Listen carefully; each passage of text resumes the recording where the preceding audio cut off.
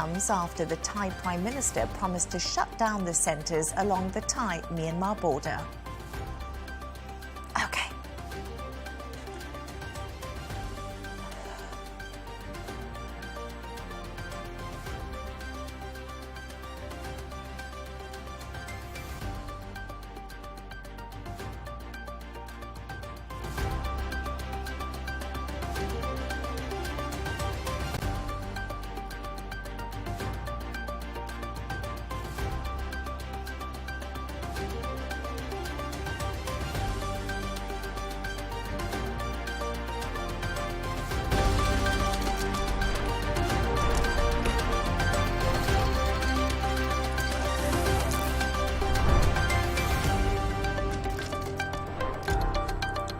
Hello and welcome. I'm Leigh Ann Gerrans and you're watching W News, broadcasting live from the Al Arabiya headquarters. These are our top stories.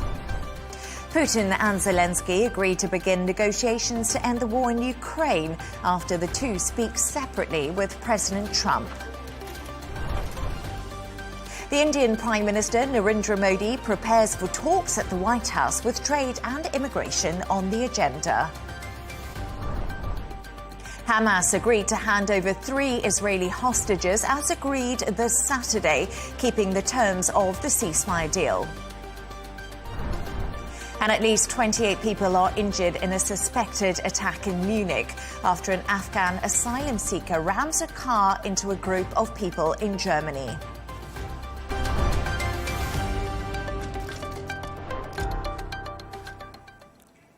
To our top story, and President Trump says both Ukraine and Russia have agreed to start peace negotiations after holding phone calls with both leaders.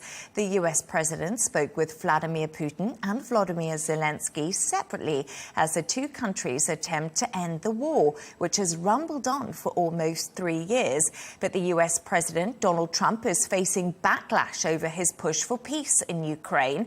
There are accusations he's betraying Kyiv by giving concessions to Russia before negotiations have formally begun. Nick Harper reports from Washington. After almost 3 years of fighting, there's now, very suddenly, progress towards peace. President Donald Trump speaking to the leaders of Russia and Ukraine just hours apart. I think President Putin wants peace and President Zelenskyy wants peace, and I want peace. I just want to see people stop getting killed. At the same time, President Trump's Defense Secretary, Pete Hegseth, told NATO allies it was unrealistic to expect Russia to hand back captured Ukrainian territory. And that's causing concern in Kyiv. It looks like Ukraine has been betrayed. In what is being said now, in all the rhetorics, I do not see anything good for Ukraine. This is very sad. What Trump's plans are is to rob Ukraine of as much as possible, not to make peace here. The US Defense Secretary, though, says that's not the case. There is no betrayal there. There is a recognition that the whole world and the United States is invested and interested in peace, a negotiated peace. But in its push for peace, the US is also ruling out NATO membership for Ukraine. And President Trump wants Ukraine to part with mineral resources, specifically rare earths, that the US needs for high-tech industries. In return, Washington would supply Kyiv with weapons and security guarantees. But President Zelenskyy says Ukraine must be part of negotiations. It's important that everything does not go according to Putin's plan, in which he wants to do everything to make his negotiations bilateral between him and the United States of America. We, as a sovereign country, simply will not be able to accept any agreements without us. It remains unclear what Russia might be asked to concede, if anything, as part of a negotiated peace. Talks are expected to start on Friday in Munich, headed up on the US side by Vice President J.D. Vance and Secretary of State Marco Rubio. Nick Harper, Al Arabiya News, Washington. We can now go live to Moscow to speak to our correspondent Dasha Chernyshova. Dasha, thank you so much for joining me. A lot has been going on, but President Trump has said he'll work closely with Vladimir Putin to wind down the conflict and stop the millions of deaths. How has this conversation actually gone down in Moscow?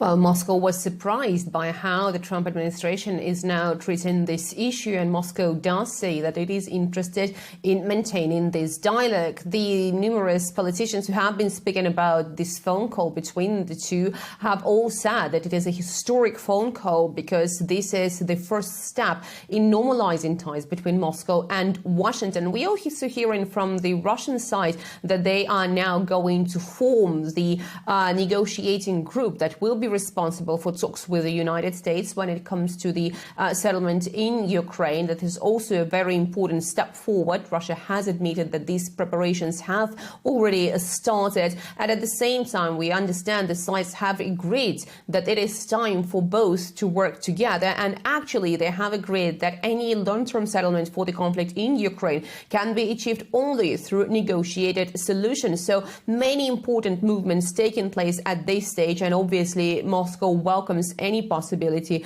to have a negotiated solution, but keeps in mind that Moscow will be looking for its national interest to be preserved and to be addressed when it comes to any solution for Ukraine, saying that the so-called root causes of this conflict, and particularly the NATO eastward expansion, have to be addressed.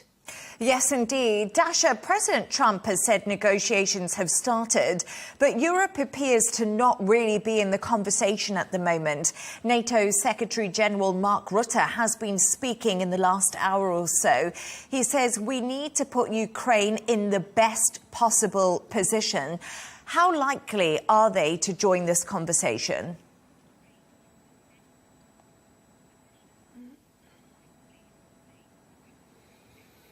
Well, at this stage, we understand the format of the negotiations is still being worked out, because this is very early to say about the timing, about the venue, when these negotiations will be starting. And therefore, the Kremlin has said that it is unclear which parties could also be involved and if they will be involved in such negotiations. But at the same time, Moscow has said also very strongly that it remembers the so-called eloquent experience that it had in 2015 while negotiating with France and Germany the Minsk Accords. And in those talks, Moscow says it believes it has been betrayed and actually lied to, because the understanding at this stage is that back then those accords that were supposed to bring the end to the fighting in Ukraine against Donbas, they were just signed to drag time and to for Western countries to have time to arm Ukraine. So this is the view from Moscow. Therefore, Moscow insists that when it comes to the involvement of other countries,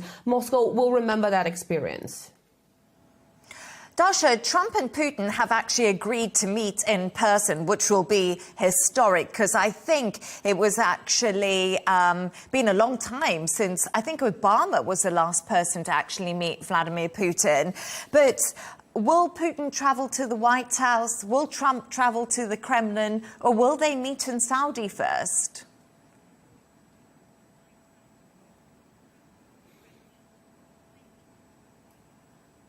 Well, that is certainly the understanding that would be a miracle coming to life if any of the presidents actually travel to the other country, Trump to Russia or Putin to the United States. However, the understanding is very strong that they are preparing also the face-to-face. The summit could be taking place in a third country. We understand that Riyadh was regarded as one of the possibilities for such a meeting. That's according to the Kremlin spokesman, Dmitry Peskov. However, no venue has been chosen so far, and there are other options on the table as well. But what is important at this very stage is that they have agreed it is time to work together. They have the responsible teams that are now starting the preparations for maintaining those contacts, be it through the phone conversation and eventually preparing the summit. The Russian presidential spokesman has also stressed that there is the sense in Russia that such a summit should be arranged promptly, and therefore the work has already started.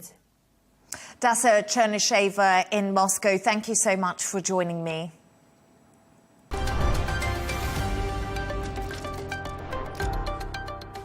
Now, Indian Prime Minister Narendra Modi is in Washington today to meet with US President Donald Trump. The leaders are looking to boost ties between the world's two largest democracies. But the visit comes amid concerns about Trump's tariff action and mass deportation of illegal immigrants. India is expected to ease some tariffs to win over Trump's favour. Rebecca Bundahan has more from Mumbai. India's Prime Minister Narendra Modi and Donald Trump really enjoyed warm relations during his first term as US President.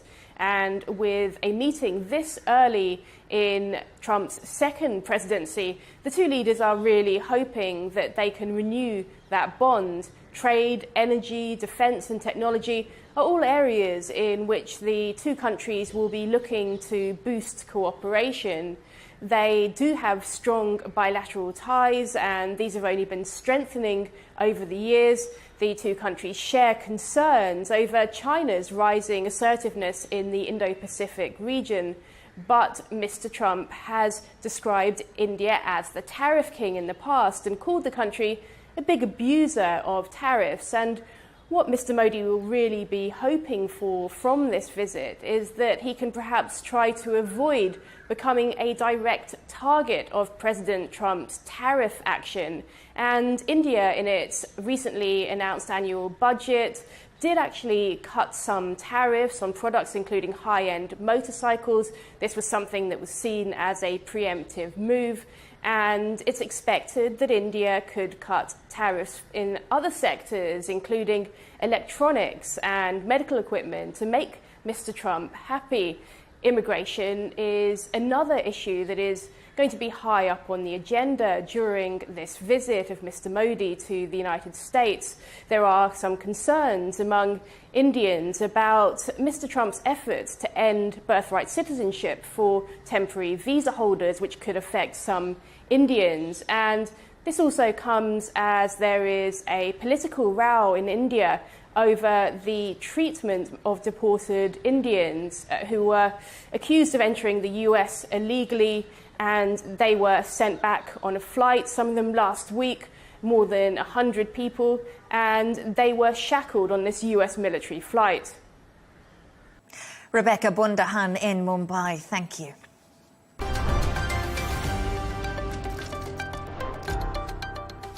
Let's take a look at some of the other stories making the headlines today.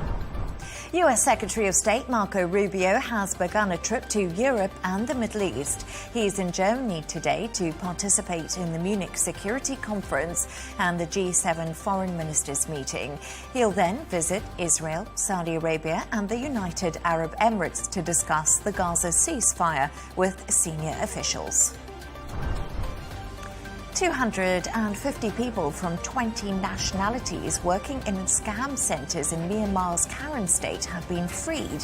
The workers, who are mainly from Africa or Asia, were handed over to the Thai army by one of the armed groups who control the area. They are now being assessed to find out if they are victims of human trafficking.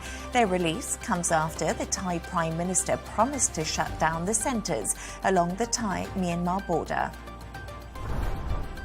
A suspected gas explosion at a department store in Taiwan has killed at least 4 people and left 26 injured. The blast in Taichung happened on the 12th floor of the building where construction work was taking place. The fire department says tourists from Macau were involved in the incident. Now, a terrifying moment involving a driver narrowly escaping a crash with a train in Utah has been caught on camera. The footage released by the Utah Transit Authority shows a driver escaping from the car just seconds before the train smashes into it. The vehicle got stuck on the train crossing after being hit on the tracks by a pickup truck. Local media say luckily no one was injured.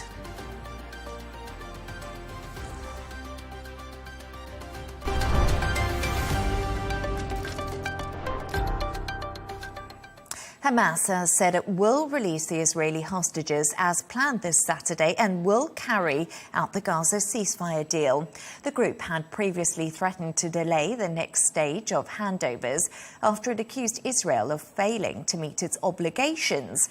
Israel and Hamas will start negotiating the second stage of the deal imminently, which could see the truce extended and all Israeli troops withdrawn from Gaza. I'm now joined by Laura Blumenfeld, former senior policy advisor on the US State Department's Israeli-Palestinian negotiating team and now a senior fellow at Johns Hopkins University. Laura, lovely to have you on. Thank you for joining me. First of all, a Hamas delegation is in Cairo for talks with Qatar and Egypt on the Gaza ceasefire, and mediators appear to have succeeded in salvaging the hostage release on Saturday. Laura, is this a positive signal that the deal is now possibly back on track? Absolutely. I mean, the ceasefire ship has been steadied. It was only after Trump threatened to blow it out of the water. But what President Trump managed to do this week was something that, the previous president would have loved to take credit for, which is he got Israel and Hamas on the same page. They are literally in the same ship right now, the Israelis and Hamas, because both of them want to see their people let free, whether it's Israelis who are being held hostage or Palestinians who are prisoners in Israel. So they both have something to gain. And when President Trump raised the stakes like that, I think both of them at the same time said, whoa, steady.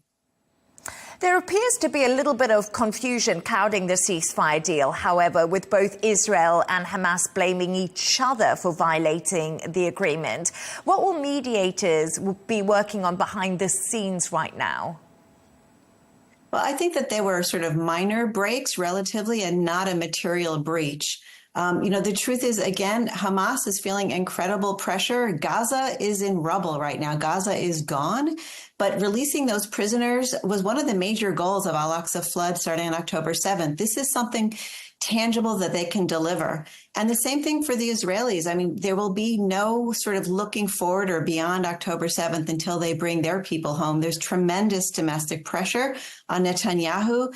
The ceasefire is popular. So I think that those mediators, it's fascinating, I think, that Egypt and Qatar now are sort of considered the moderating voices. In the past, in the previous administration, it might have been Biden with his byword. He would always say, de-escalate, de-escalate. Now we have a president of the United States who's all for escalation. It's a totally different way of going about it, but as long as we can get to that hostage release and prisoner release, things are on track. The one thing I am concerned about, though, what we missed the opportunity for this week with all the drama and fog surrounding Saturday's release is we didn't start negotiating the second phase. And that's really what's going to bring about the end of war and looking forward to a better tomorrow. Yes, I was going to actually ask you about the second phase and where we could possibly see that going. Any ideas? Well, it's just fascinating with this new U.S. president. He's injecting a whole different, substance into the talks. He likes outrage. And I'm not sure when you mix that into the Middle East kettle, what we're going to come up with. But he is impatient. He's radiating impatience, and he's trying to sort of compress the hostage release. Netanyahu would like to see an extension of phase one to get more hostages out. So they're both, coming at it with different approaches. Ultimately, though, it's up to Hamas. They hold the keys. Israeli Prime Minister Benjamin Netanyahu was prepared to resume intense fighting this weekend if the hostages weren't returned. As you did say, Hamas, that's what they're dealing with at the moment. But Gaza is in rubble. Do you think Netanyahu is gaining confidence amid Donald Trump's backing and all these threats that we've been talking about? Yeah, confidence is definitely the word of the week. Certainly, when Donald Trump was asked why he's sort of a different kind of president than he was last time, he used that exact word. He said confidence. I think we have to be careful, though, with Netanyahu of overconfidence, of overplaying your hand, because at the end of the day, he needs to bring his people back.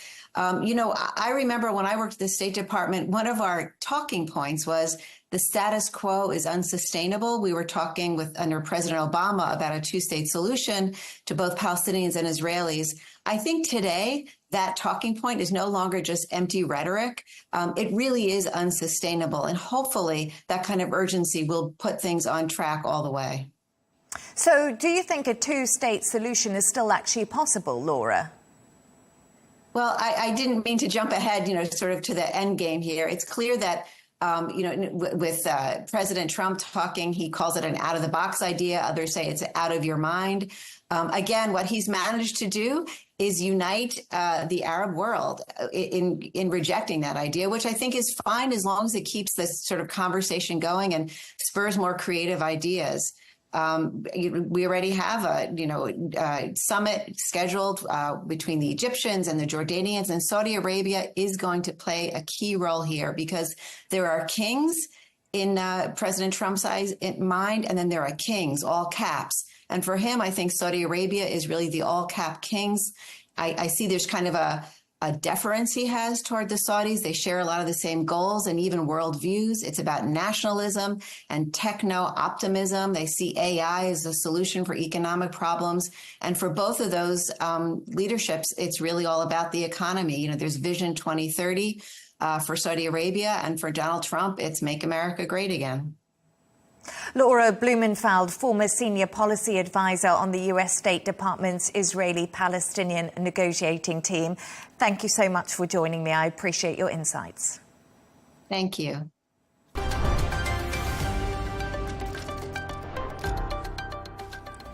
Let's take a look at some of the other stories making the headlines today. One person has died and at least 3 others are wounded after a suicide attack on the Afghan Ministry of Urban Development and Housing earlier today. A Taliban government spokesman confirmed security forces shot the attacker and another person was killed as a result of the explosion. So far, no one has claimed responsibility for the incident. Western tour agencies have started visiting North Korea today, and that's for the first time since the COVID pandemic. Last month, travel companies said the city of Rason would reopen to foreign tourists 5 years after Pyongyang sealed its borders. Despite not being fully open yet, with only a special trip for staff, Rason is hoping to welcome visitors in the coming days. Now, Elon Musk has confirmed he is partnering with Dubai authorities to create an underground road network in the city. Musk, who has built a similar traffic system in Las Vegas, announced the plans at the World Government Summit in Dubai. Passengers would be asked to pay a fee to drive down one-way tunnels. It's hoped they would fix traffic jams in the city, which is home to nearly 3.6 million people. And Hollywood icon Audrey Hepburn will be honoured with a blue plaque in London's Mayfair. The Oscar-winning actress, who starred in Roman Holiday and Breakfast at Tiffany's, attended boarding school in England. Other stars being honoured include glam rock musician Mark Bolan, ballerina Alicia Markova, and novelist Barbara Pym.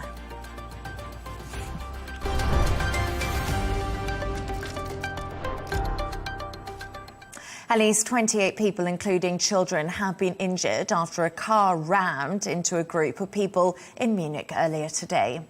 German police say the driver was a 24-year-old Afghan asylum seeker who drove at speed and was detained at the scene. The incident is not believed to be related to the Munich Security Conference taking place in this city tomorrow, where world leaders, including Ukraine's President Zelenskyy and US Vice President J.D. Vance, are expected. Earlier today, the German Chancellor Olaf Scholz had a warning for those who break the law. It is very important for me to send the message that anyone who commits crimes in Germany will not only be severely punished and sent to prison, but must also expect that they will not be able to continue their stay in Germany.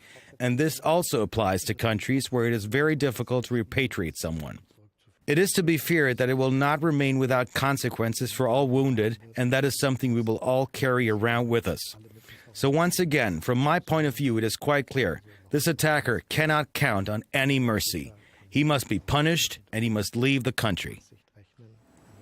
Our correspondent Trent Murray is live from Munich now. Trent, police detained a 24-year-old suspect at the scene. What more do we know about the incident that took place today?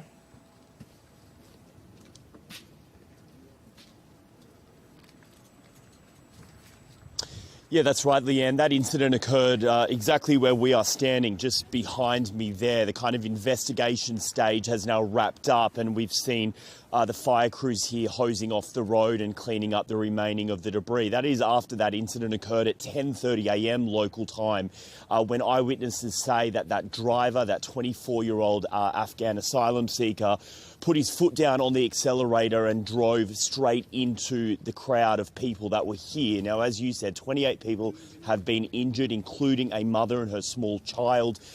We understand that several people here tried to actually open the door of the car to get in to apprehend this man, but they weren't able to. Police opened fire, smashing one of the windows, and then were able to detain him. We are being told his name is Farhad N. We're not allowed to say his surname under German privacy laws. He is now under arrest and in police custody as that investigation takes place.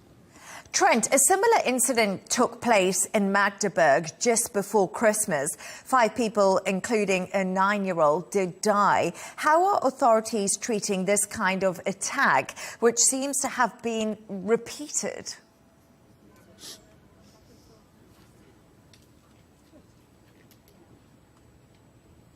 Yeah, well, I think you heard it there from the Chancellor when he used some pretty tough language. I mean, I've followed Chancellor Scholz for all of his years in office, and I don't think I've ever heard him speak that tough, saying the person needs to leave the country. I think there is a very real understanding that after this spate of attacks that we've seen in Germany, not just in Magdeburg, in Solingen, where there was a stabbing spree back in August, Mannheim, where there was another stabbing spree and a police officer died. I think for German politicians, they're acutely aware that this is now becoming a real issue, especially politically. We are now less than a week away from elections here. Immigration remains the top issue of concern, according to all of the polls. And I think what we have seen here now in Munich will undoubtedly probably affect the campaign trail already. We've seen a lot of politicians speak about toughening up the laws to try and make sure that these types of incidents don't take place. Yes, absolutely. Authorities are ruling out a link to the Munich Security Conference, which does take place tomorrow. We know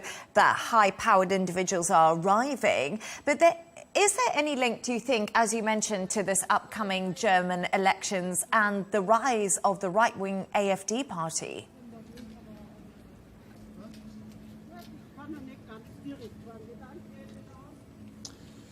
Well, look, it's quite difficult to say. I mean, what we know was that the crowd of people here, there was around 1,000 of them, were actually taking part in a trade union sort of protest and march. They were staff members from the city's hospitals and municipality buildings, and that is why there was such a large crowd here. The union, of course, has put out its sympathies and its statement, but in terms of the wider election, we're not quite sure yet of the motivation, frankly speaking. We don't know whether he was just happened to be driving past this big rally that was taking place, whether he had planned it in advance, knowing that it would happen. That's all going to form part of the investigation. But what I think I can say with certainty is that what has happened here is now going to be front and centre over the next 7 days of this election campaign. And you're going to see politicians right across the spectrum, but particularly from the AfD, really try and use this event, I think, to call for stronger law and order and also border security. Trent Murray in Munich, thank you so much for joining me.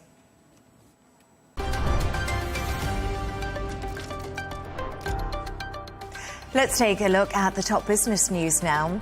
The UK economy surprisingly grew during the final 3 months of 2024. Official figures show it expanded by 0.1% in the last quarter and 0.4% in December alone. It's a boost for the Chancellor Rachel Reeves on her birthday after zero growth in the previous 3 months. Honda and Nissan's merger talks have collapsed after the firms failed to agree on a multi-billion-dollar tie-up. The Japanese car makers had aimed to combine their businesses to fight back against competition from rival companies, especially in China. The merger would have created an auto group worth $60 billion. Let's go to sports now. And the Merseyside derby at Goodison Park was a night to remember as Everton earned a 2-2 draw with Liverpool just in the final minutes. But it sparked chaotic scenes as fans spilled onto the pitch after the final whistle. Liverpool head coach Arne Slot and his assistant were also sent off for confronting the referee. Everton boss David Moyes said it was mayhem all game, an old-fashioned throwback. And Celtic clawed back a goal against Bayern Munich to keep their hopes of reaching the Champions League last 16 alive. Michael Olise and Harry Kane scored either side of the break for Bayern, putting them in command. However, just 11 minutes from time, Dyson Maeda did a header for Celtic and ended the game 2-1.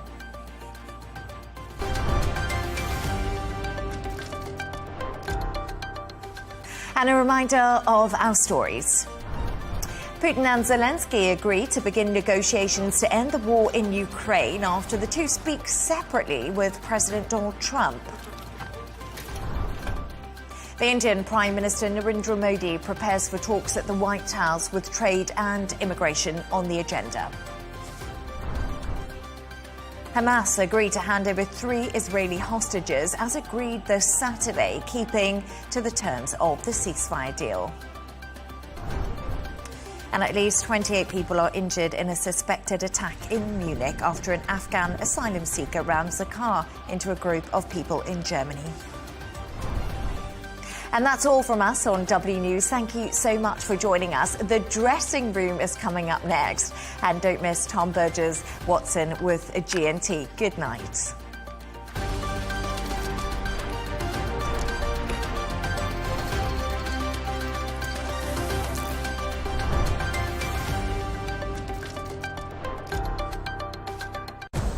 Arabiya News, we go beyond the headlines. From the latest breaking news to in-depth coverage of global events. We're not bought or sold. Nobody owns us. The loss of life, the destruction of property. The conflicts are such a terrible thing. Context and analysis to help you see the full picture. The world is in a very dangerous place. Join us on Arabiya News. It's very impressive. Where knowledge meets perspective.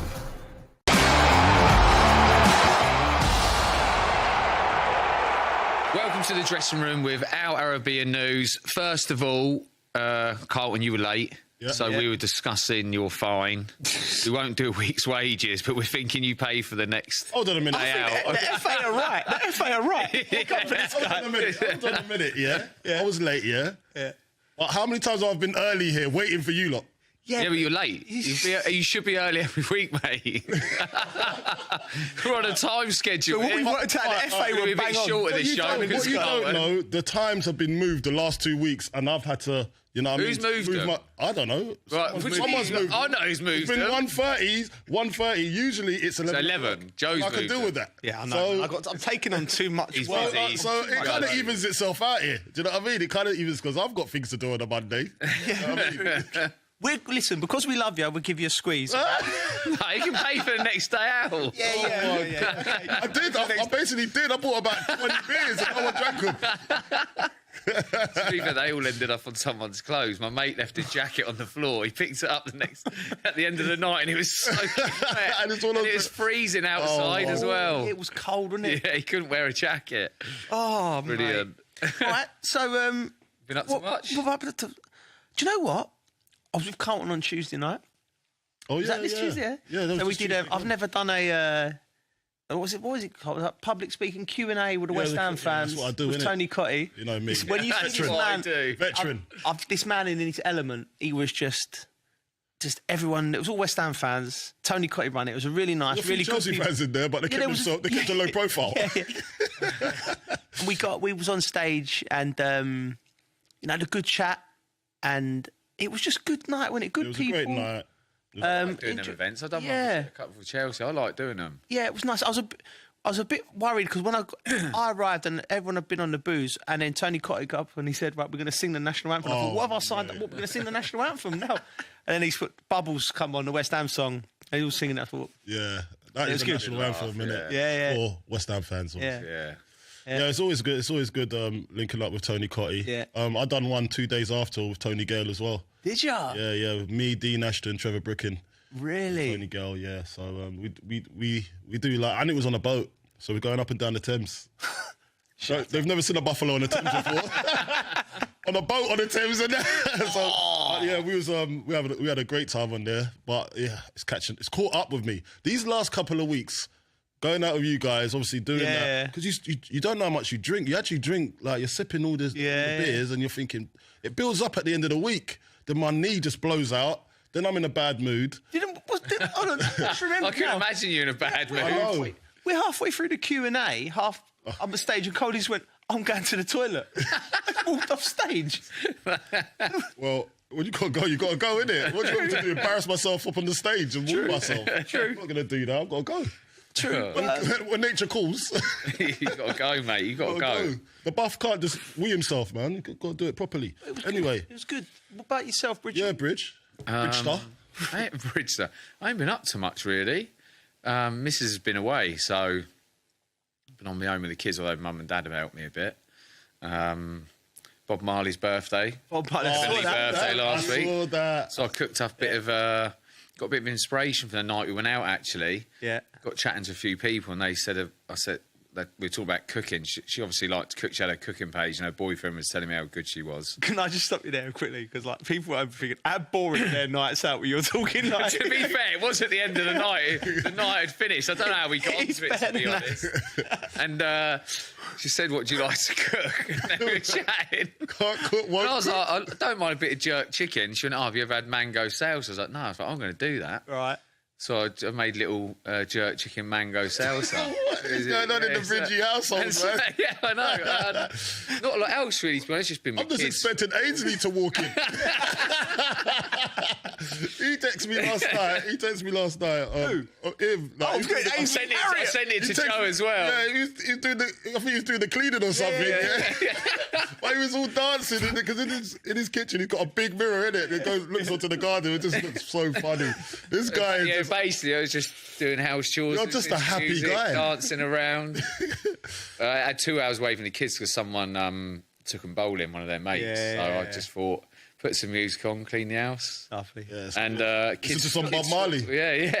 Yeah, Joe Rasta. Yeah, celebrate Bob. We love Bob. We love Bob on the podcast. Yeah, Bobby. You got to love him. Listen, we need to get one of his relatives on here. Yeah, we do. Oh, mate. Just spreads the love, doesn't he? Spreads the love. One love. One love. And then that's about it, really. Kids' footballs. I ain't been up too much. Your knee? My knee, yeah. So I had the results of my knee. It's... Yeah. It's bad. It's bad. Yeah. The wrong words are going to come out then. But yeah, no, it's bad. So, like, got no cartilage left on one side, so it's bone on bone. Welcome to my world, Bridgie. Yeah. Been doing this for the last 10 years. I had it on my left knee, so I had an osteotomy where they broke it and realigned it. Oh, so did they? Pretty much, yeah. So you're going to do the same again? Well, I was going through my options today, so obviously they were just saying... Is that why you walk like a chimp? That's why I wore right? You know what? I walk with a little bit of a wobble, but I've got one leg longer than the other. If you look at us, me and Bridgie, when we're walking down the road, I'm walking like I've got an attitude.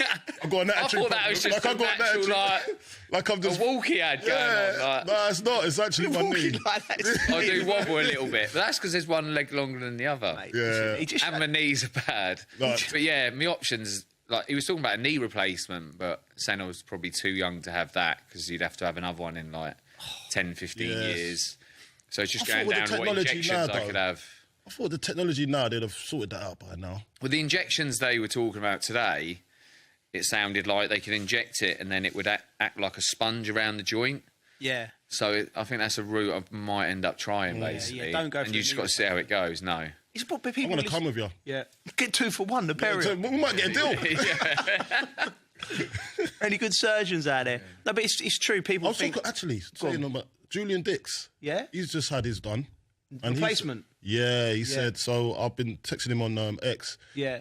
And he says just go and go. But I don't know what he's done. I think he's had a proper knee replacement. Yeah. And like you, I think if I was to go, because he's a bit older, obviously. Yeah, too young at the moment. He said I'm too young to get it done. So people don't realise, do they? Like the ex-players, amount of 44, Bridgie? Yeah. 41. And your knee replacements, you know what I mean? People don't realise there is a price to pay this to do. Yeah, do you know what I'm not, can't run anymore. I think what annoys me more is in the garden with the kids having a kick about with them. Can't do it. Now it's like, if it ain't to my feet, I ain't getting it, mate. that side movement ain't happening. Yeah. So I'm just having to walk after it. Yeah. So I'm hoping the injections will help. And it just, that's the bit I miss. But Bridgie, you know there's a lot of fans out there who say, get on with it. Oh, no, but you've got paid a shed load. You know what I mean? If you said to someone, you know what, you can get paid this and you're going to have bad knees and you're older, everyone's going to take it. Yeah, I'll take it. It's just one of them things. How come when we go snowboarding, I'm seeing you flying around, jumping, spinning? Yeah, do you know what? I probably don't help myself for things like that, to be honest. But what I do notice is my recovery's quite quick. You know what it's like when you get off the slope, it's like, oh, it's aching, it's really bad. But I can wake up in the morning and it don't feel too bad. But my training now is very much more static. There ain't much leg stuff. You know, it'd be bike I can get away with. The rower I kind of stay away from. The ski erg's not too bad. The assault bike. Boxing now, you know, it's just... That now with the movement and everything, it has to be stationary. Yeah, I can move, but you know, stiff. It's stiff. But the recovery's been quite good on it. But I've noticed over this last week, it's been more painful, and that's basically the arthritis. That's me. Yeah, arthritis gang. Yeah. What about? But you know what? It's not like it ain't like bad. I can still do it. Yeah. It's just a bit of pain. But he was like, "You need to be careful because it is." I just want to the play scans weren't very good. I just want to. I'd love. I'm all right. But what have you been up to, Coley? I'm bone on bone on my right knee. Oof. Yeah, and you know I'm tall as well. Yeah. So you can actually, with Bridgie's smaller. Yeah. With me, you can actually, when I'm walking, you can see my knee go like that. You gotta drive a bus for it. Yeah, can't you? Mate. And basically, when I stand with my legs together, it's like the letter D. Capital D, mate. It's mad, and I'd love to go and play charity games, and I know I get a load of requests. Oh, can you come and play? But I can't do it. Yeah, I just say no, you can't do it, and I'll come and manage. And they were trying to get me on that one. I was like, that's even worse for me. I want to be out there playing. I just don't want to see them play. Yeah, I'm not. I prefer playing. Yeah. I prefer seeing my sons. Play and try and direct them and or if I'm coaching and I know I'm getting something out of it. Then I don't want to be at a game where I'm thinking I should be playing it. I've done the management. Remember, I've done the management for, what was it, charity? Oh, that was... Kai and Prince charity. Yes, that's right. Yeah, that was a good... Foundation. Kai and Prince Foundation, that's good. I coached my youngest a little bit this weekend, actually. Yeah. I told him to do this and do that. He'd done the total opposite and it worked. I went, do what you want, mate. And he just laughed at me. But yeah, man. It's been what else you been up to? I haven't really been doing much. No, just a bit of football bits. Done a signing. Yeah. Last week, Josh Landers. Yeah. That was good. He's coming from Celtic, young lad.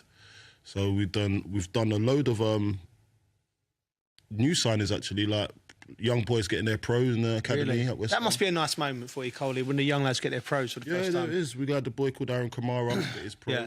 And he's buzzing. Do you see the change in them, like when they get a few quid in their pocket, or is it like... I don't get to see that part because I ain't going to go in their dressing room or anything like that. But then you've got some players that had to exit as well in this window. Ooh, that's a tough one. They're young. Yeah, well, we had Kamara Sawyer, who we've retained. He's going to be with us at the end of the season. Then we've got Levi Lang, which I've got to say farewell to him. He's been a good young centre half, but just couldn't make the grade to get into our first team. But he was on the path. But sometimes injuries do set you back. You know what I mean? Sometimes the path changes for some. It ain't over though. You've got to react as a youngster. You have to react. And then there's a few others that have been. I've got to say Sean as well. Sean was really, really a good prospect, defender as well, but didn't really get the cut as well. And there's a load. It's so hard when you see youngsters that you've worked with and they have to move on, you know. So it is what it is. Well, it's it. It's football. But we've got a success story. We've got another boy called Favour that's gone to Stoke. I think he signed a 2-year deal over there, so good on him. So good luck on him. I think he made his debut the other day. So Favour, well done. Yeah, good lad. Good lad. So, right, let's get on some football because we've done so far cooking, operations, and all over the place. Plymouth Argyle. See, I've on my notes here. It's a monumental upset. Agree. Championship strugglers, bottom place. Plymouth eliminated Premier League leaders from the FA Cup. Sure. Right, but you said in the green room, Bridgie. They're still in the Championship, so it's not massive. Yeah, it's not massive. It just happens in the Cup, doesn't it? There's a change of personnel, starting line-up, and sometimes it comes down to mentality sometimes, isn't it? I watched some of it. Right. The Plymouth players were well up for it, mate. Well really? Like, proper up for it. And I love it, right? It's great. It's the FA Cup. You beat Liverpool. It's brilliant. But, you know, if I'm the manager, I'm like, you should be doing that every week. Yeah. Like, the effort, I don't get me wrong, I haven't seen them every week, so they might have been doing it, but I see it and I think... Well, they ain't if they're bottom of the Championship. They're making a tackle and they're celebrating with tackles and stuff like that, and you think to yourself, that should be every week. Yeah, but look, what it is, Bridgie, you say that, but there's been a new manager, so obviously it was Wayne Rooney before. I don't know what's happened there. New managers come in. Did you see the new managers... team talk? I saw it, yeah. Inspirational. Yeah. So it looks like now they're on the upturn and they've started to play some good football. And they've actually... Fresh people, fresh... Yeah, but this manager just looks the part, though, Bridgie. Yeah. Like, I'm looking at him, I'm thinking, what an inspiration for those boys. And obviously they're going to go and try and outperform Liverpool. Who does that? Like, you know what I mean? And it's incredible. But one thing about these type of games, it's always open to the elements. Like, you're going to Plymouth Argyle, crowd's up for it. It's a long way. It's a long way. That's what's great about Cup games. It's a long way as well, Bridgie. I've been down there. Made some great saves, by the way. Oh, yeah. Made some great saves. Like one right at the end as well. Yeah. So that's what when you look at it as well, to top that off, you've got a manager that's saying they don't outmatch you with your effort. Because, you know, when you're the big team, you're the big scout, you go to these, you have to match them with effort first. Then your quality might have to come through. It's the easiest thing to get. Yeah. Really. Effort. It's the easiest thing. Well, for you it is. Some people... No, but it should be for everyone. No, you're right. It should be the best at the easiest thing. It's not. It's a mental thing as well, like thinking, I'm not sure if I'm up for this guy. This guy's going to come steaming in and he's got up for it. And I'm just like, I don't know whether I'm going to be in that space of mind. Yeah. It's easily done, Bridgie. You know, like if you got a team that's like when we used to play Manchester United or West Ham and Chelsea or Arsenal. I don't know what happened. There was a 10% say that we need to go. There's an extra 10% there that we need to go and sort this out and make sure and put it in their faces. and it kind of, the bigger teams. Obviously, you guys have been on the bigger teams, and knowing that it's going to be a hard game. Every game's a hard game. Every game. It's that winning mentality that you have to have. And I don't think Liverpool saw Plymouth Argyle as that I was buzzing for them, though. Buzzing for them. But I think they bounced back quick, Liverpool. Of course. I don't think, do you know what I mean? They got the derby, didn't they? It wasn't their first team. Yeah. They got the derby. Right. They got the derby coming on Wednesday night, I think, which is like... I don't know whether... Go on. No, I don't know whether... It's away. It's at Goodison Park. It's the last ever derby at Goodison Park. Now, you know, having lived up there and played for Liverpool... Everton, they'll just think, we ain't losing the last time. We want to win the last derby here. Yeah. Now, just a quick question to both of you. If Everton beat Liverpool, does that bring Arsenal back into it? They need to lose more than one game, mate.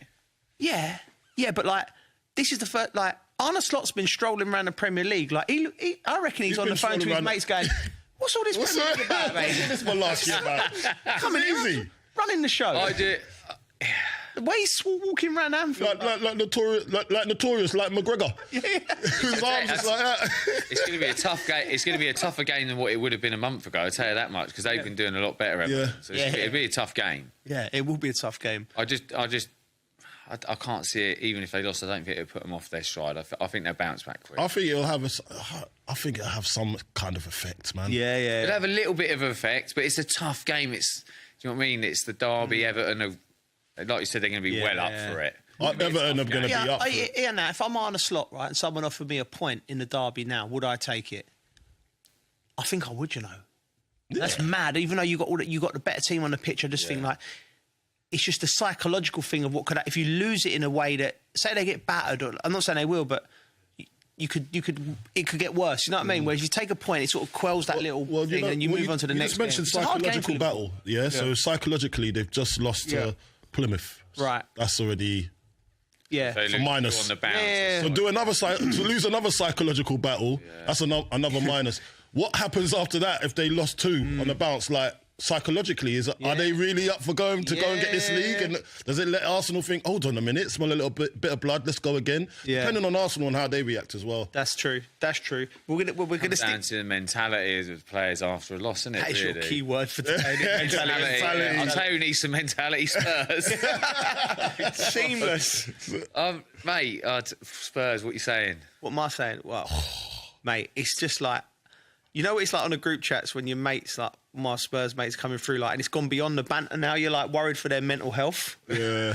I'm like they're proper upset, isn't they? You all right, Geese? Is everything all right? Like, it's like, and then you get back, I'm not all right. No, I'm not. All right. I was listening on the radio, it was like, Levy out, they're shouting for Levy out. They were poor. And you just look at, do you know what I looked at, right? When they conceded the goal and they went back and Angie's face, Ange just looked like, he looked lost. But the bench behind him, I look at the bench behind him and it was a young kid. And he's going to look round and go, he's already got Mikey Moore playing, who I think is a terrific player. You think, like, Archie. Archie Gray. But I'm like, there don't seem to be no fight.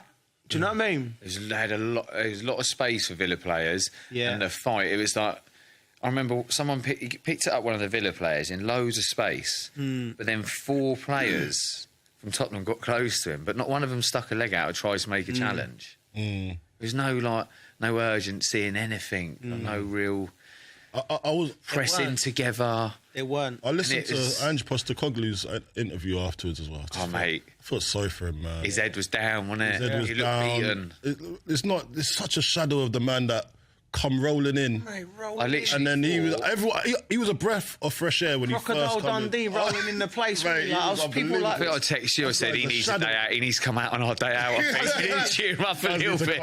He does need to come out. At the very least, they get good jerk chicken recipes. But the thing is, right, I listened to it, and he's quite right.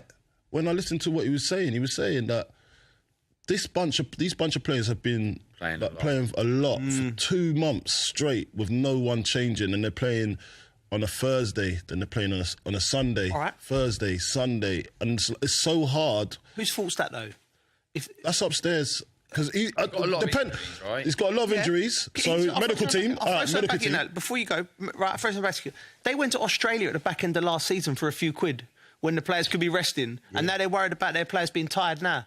Yeah. Maybe how about not sending them to Australia? Yeah. And getting them right for the season. Tired and injured. So like the players that are remaining, like they're only tired because there's so many injuries and there's not enough young players that have the quality, obviously, at this present moment to step in. So you can't really blame. And I love how Ange attacked it as well. It's like he protects his players. He's like, I'm asking too much of these boys. Like, week in, week out, I've got to put out the same team. What other team in this position, in my position, will be able to do the same thing and get results? It's going to be very hard. And I looked at it and I thought, you know what? He's got a point there. Yeah. He has a point. And he says, whether you want to slander me or say I'm not good enough, you can say that. It's all there. But don't batter the players. Like, the players, they've given their all, and it's just they're tired. They can't do this week in, week out with no help. Yeah, but that, like... I know it does seem like a cop-out. It does, but... Sacking him's harsh. I think the mistake he made is not changing his system, like, and being married to the way he plays football. You know, absolutely in football, you know, these players are good enough. If you know you're going to be without 2 centre-halves for 3 months... You've got to change the way you play. Yeah. Like, it's just stupid. It's like going out and fighting Mike Tyson and going, I'm going at you.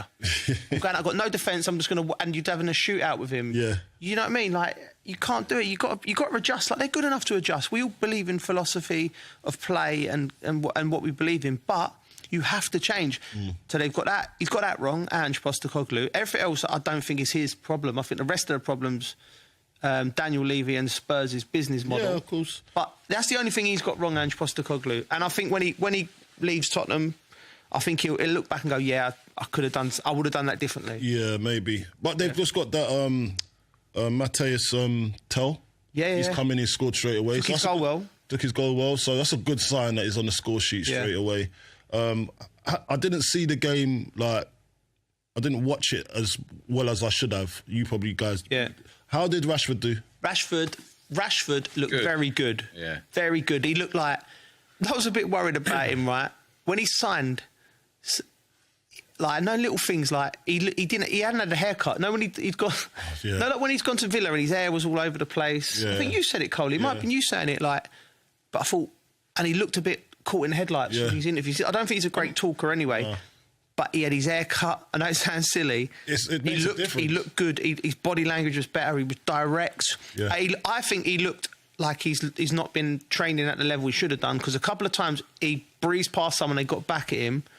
But overall, he was good, very, very good. Motivated. Asensio, who come on with him, stole the show for me. I think he looked like... Oh, really? He was the man. He was the man, but... It's a fresh start for him, isn't it? Yeah. It's just fresh. Yeah. Like we're talking about if managers come in, it's fresh for all the players. Yeah. Just someone said... Sorry to Bridget. Someone said that you would have had this when you went to Chelsea. He hadn't worn another team's shirt since he was a kid. He'd already been at Man United since the age of 7, so... Yeah. But do you remember the first time you wore another shirt apart from Southampton? Was that a big thing for you? A bit at Chelsea. I found it quite weird. It's a weird feeling, isn't it? Because also as well, I think I'm one of them. I'm not sure if I really wanted to leave. Yeah. Because, you know, Southampton boy, I've played there all my life. I'm not really someone who really loves change. Yeah. Obviously, me moving was just... Saints just wanted me gone anyway for the money. But yeah, it feels weird. Yeah. And it's a new environment, isn't it? Yeah. It's new people, it's getting used to it. You get used to it quite quick. But yeah, it is weird. Yeah, it's definitely weird. So that for Marcus Rashford, it'd be even more, because he's 27, he weren't 21. Yes, late. Yeah. Not even been on loan. Not even on loan. Yeah, don't know your new teammates. It's a strange feeling. It is a strange feeling. I just think he could do really well. He's a great player. He's got so much ability. It's a fresh start. Maybe if his head wasn't in a great place, going to be in a better place. I think the manager obviously wants to get the best out of him. I hope he does really well. I think Man United had it in their head that he's going to be a one-club man, innit? And it hasn't worked out that way. So the readjustments, scary for Rashford, and I get that. So hopefully he can go and produce what he needs to produce. And on top of that, did you see Sancho's tweet? Oh, freedom. Jadon Sancho's tweet to Rashford. It was under Rashford's comment section. He just wrote freedom. Freedom. I was like, hold on a minute. It's like this guy just like, what are you doing? What do you mean freedom? Old Trafford's like Wormwood Scrubs at the moment. Like, do you know what I mean? You need a VO. It's a prisoner. Yeah. Mate, when players are saying that, you're like, wow. What's going on over there? Yeah. But is it the right person to come from? I'm not sure. He definitely got some stick I'm so happy that the social media weren't around when we was playing, because I just think of the amount of trouble I've got. We talked last week about Coventry. Let's talk about that right now. So I get I'm on the train coming here. And we're talking about social media. And at West Ham, we've got a guy called Dan Francis. And I know, listen, Dan. I know Dan. You know Dan. I know Dan. He's head of all our commercials. Yeah. Love Dan. Media stuff. Big shout.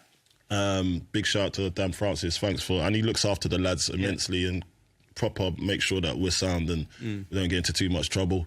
But obviously I've had him as a player, and then now obviously I'm I'm backroom staff now, as they call you.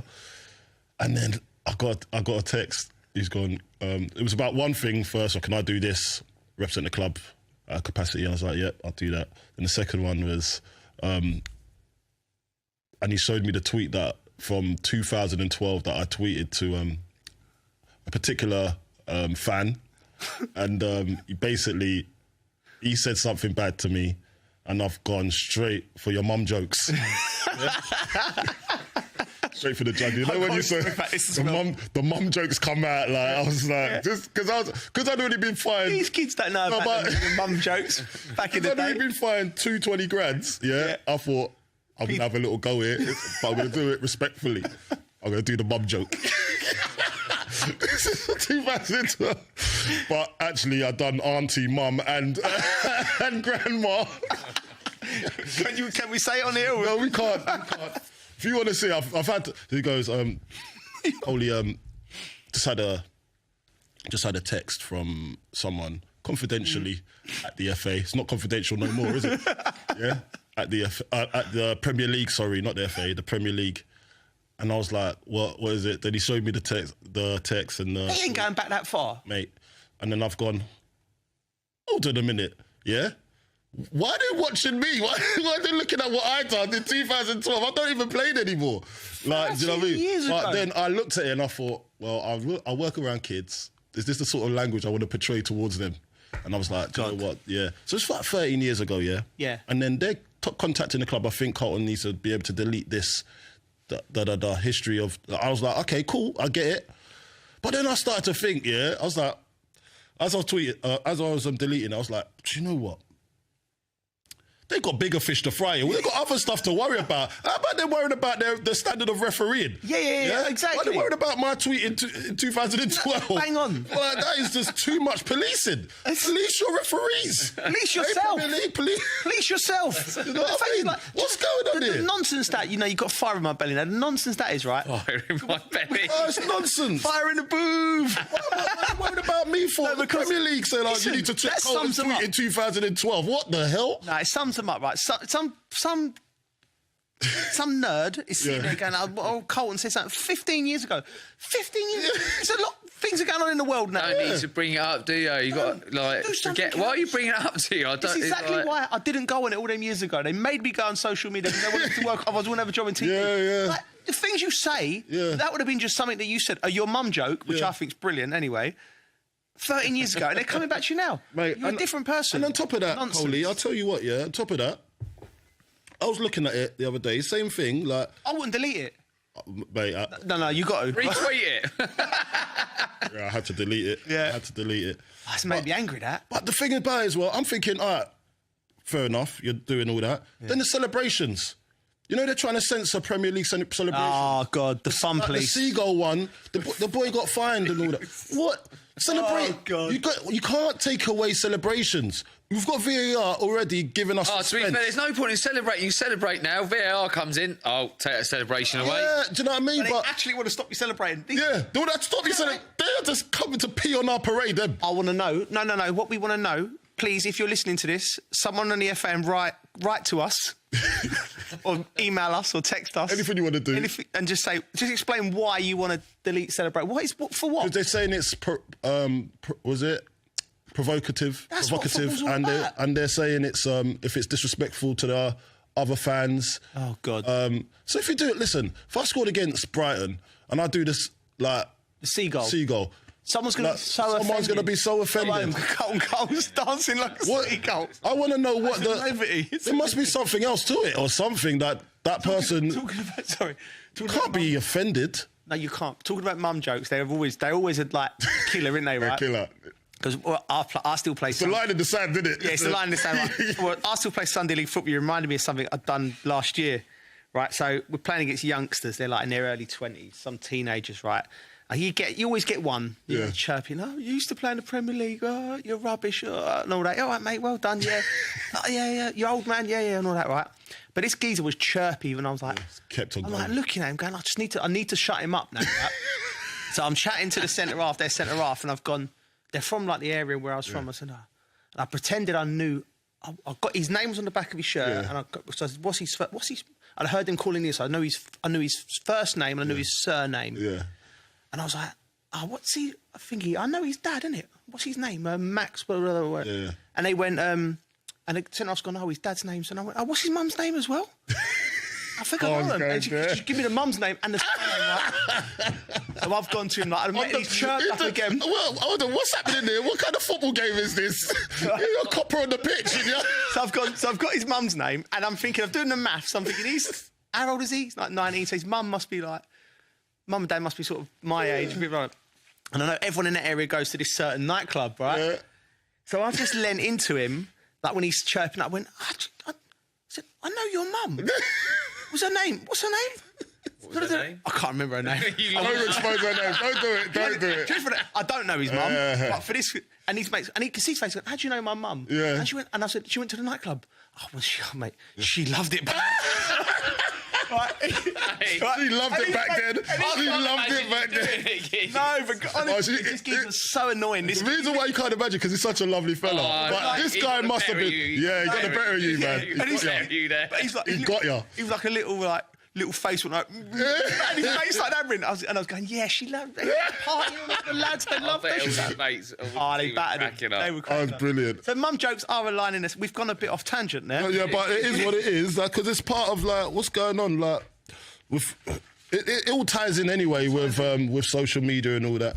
But look, obviously we're talking about Rashford.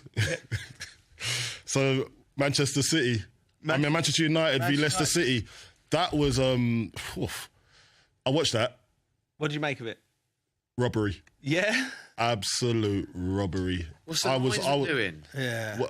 I just don't understand. I know. Look, to be honest, Manchester United would have probably got the better of them after extra time anyway. But Leicester had already put in so much work, and they haven't had a great season, Leicester. Yeah. And to actually come away after full time with something like that would be like very galvanising for them. They'll be looking at it thinking, you know what, we can build on this. I felt sorry for Rude. Yeah. But after the interview afterwards, he took it very well. And I was thinking, imagine, that you've worked so hard to get to that point, and then you get outdone by a goal that's disallowed. Talking about referees, by the way. Yeah.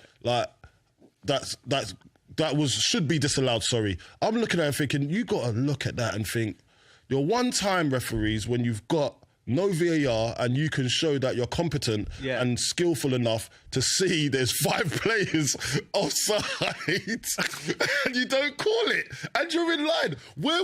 I just don't understand what is going on. Like, and this has nothing to do with Manchester United. Manchester United fans, actually, when I was on air that night for TalkSport, and they were calling in and thinking, and they were saying the same thing. Really? So it wasn't good enough. How are we winning a game at home to Leicester City, who are struggling, and having to win by a goal that's dodgy? Like, honestly, man, like, come on. Yeah. That's keep coming back to all the time. It's Manchester United at the moment. Yeah. We keep thinking they might have turned the corner, but they ain't, have they? Mate, it's getting boring, isn't it? It's getting boring.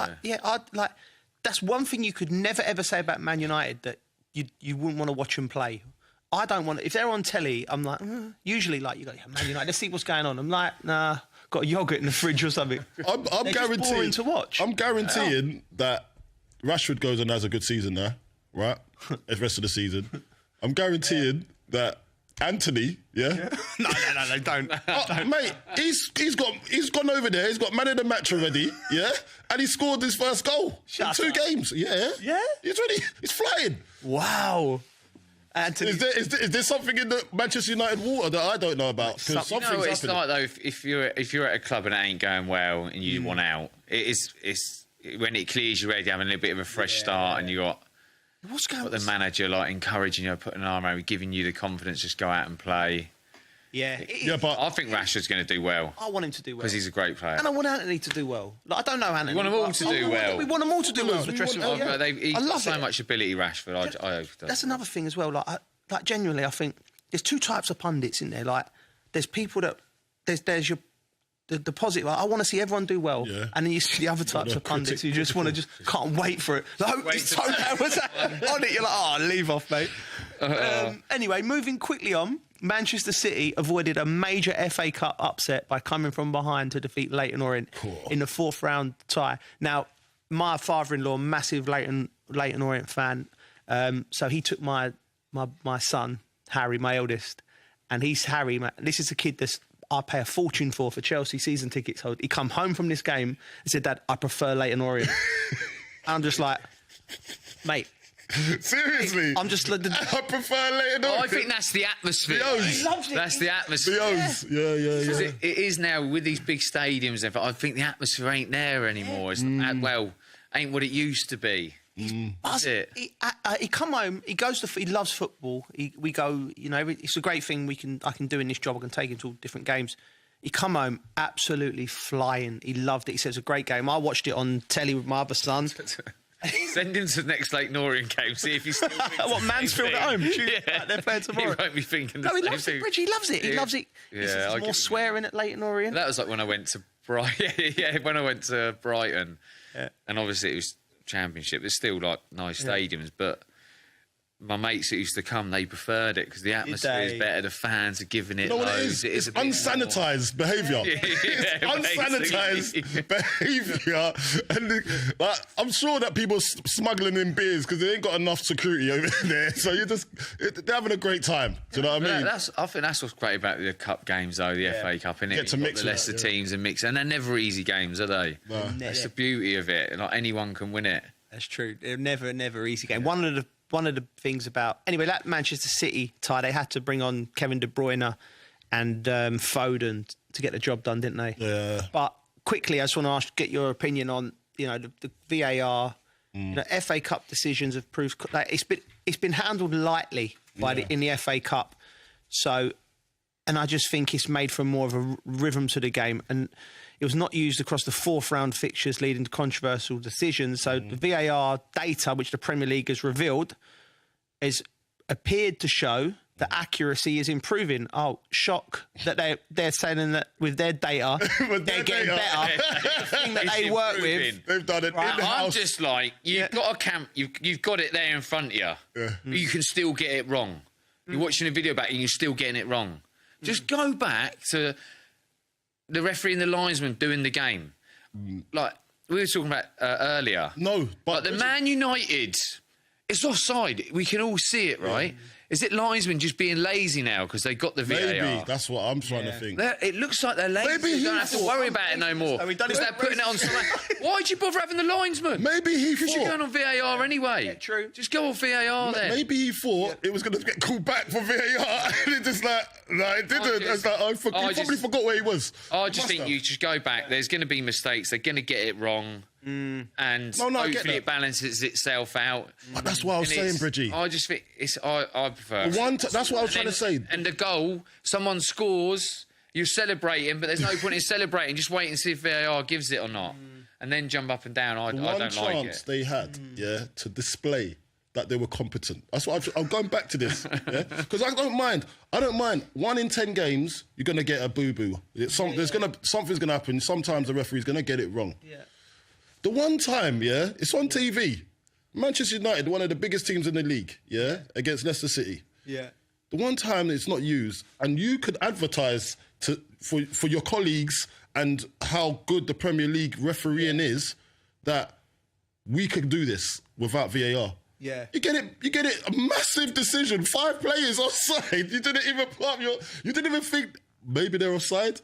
You're killing yourselves. That one time, but out of say 10 games and there's no VAR, I get it. I don't mind one boo-boo. But just this one game, for you to advertise and say, scrap VAR, you messed it up. That's what I think we need it. It takes the part of the game of getting away with things as well. Do you know what I mean? When you can, do something a little bit discreetly and get away with it, you're buzzing, ain't you? Referee ain't seen it. But now VAR comes out, it's like you can't get away with it. Half of my goals would have been chalked off. That's part. Half of my goals would have been chalked off. You know what I mean? It's part and parcel of the game, doing it, getting away with it, innit? I know. I think it's ruined it, and it's the stop-starting of it. I don't like it. I'm with you. I agree with you. But these are the same people that want this stuff, are the same people that are trying to ban celebrations and pull him on 30. You know what? I won't go to tackle tweets. Oh, mate. Imagine all these young lads, right, who are playing in the Premier League now, right? Sorry, that's my phone. That's another phone. Your phone? Yeah. Oh, my God. You're late. Your phone going off. Sorry. We've got to play for the one after. We've got to be better than this. We have to stand. We're pulling up standards with the referees. Right, we'll be better next week, people. Where was I? I was waffling on about something. VAR. Yeah, anyway, VAR, rubbish. Celebrations, we love them. It's just nonsense. Yeah. I get a sanitised celebration. No, this is what I wanted to mention.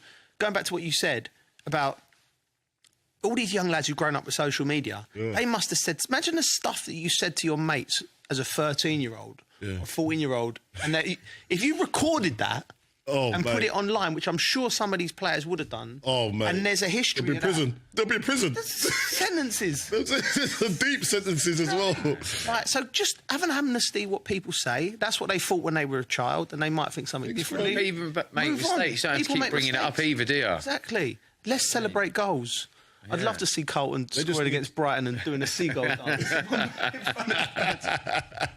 I would get upset at that. I don't understand it, but that's what's messing the game up. People that are trying to draw the fun out of the game, just take a back seat. We don't need to get involved with everything. You don't need to be there for everything. Let it be natural.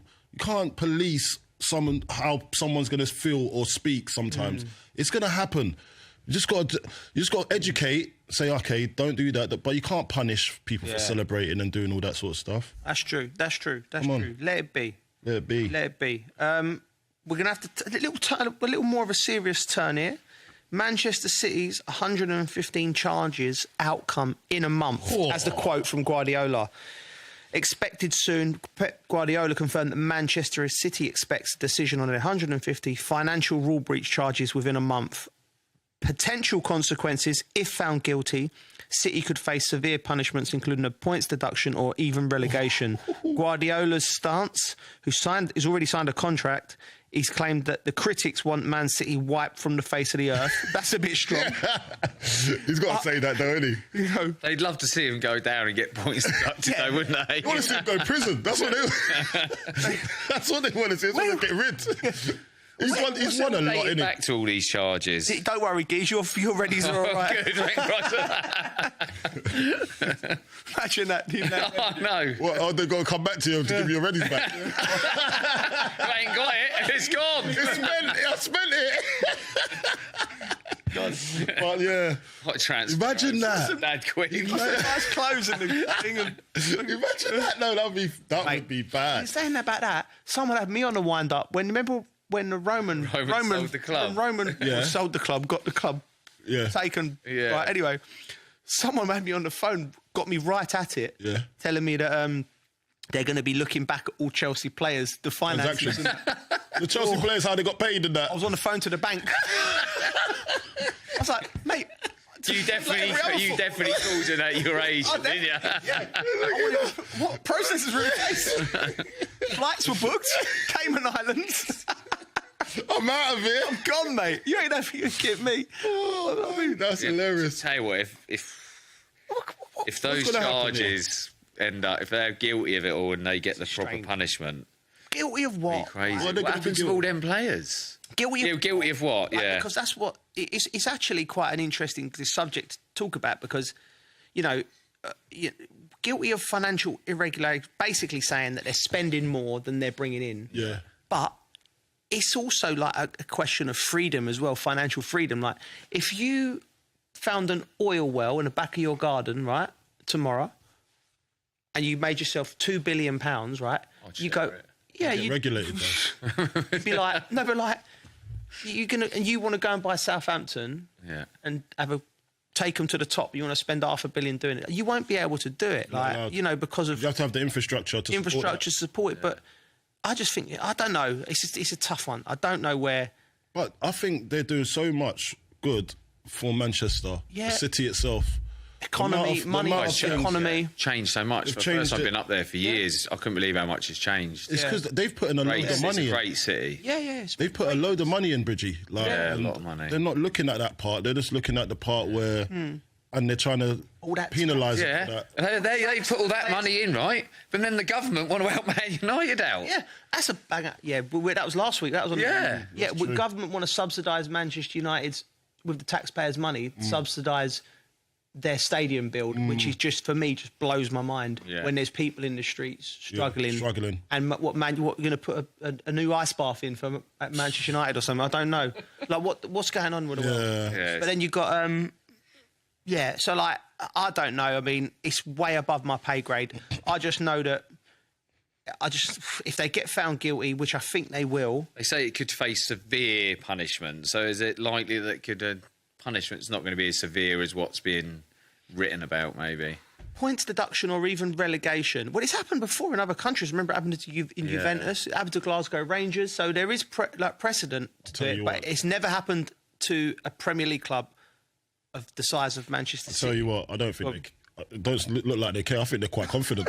They're still going to spend. They got record winter spending. Yeah, they're still going out to Harrods. They're still spending. They're still going Selfridges, mate. So what problems? They ain't got none. All right.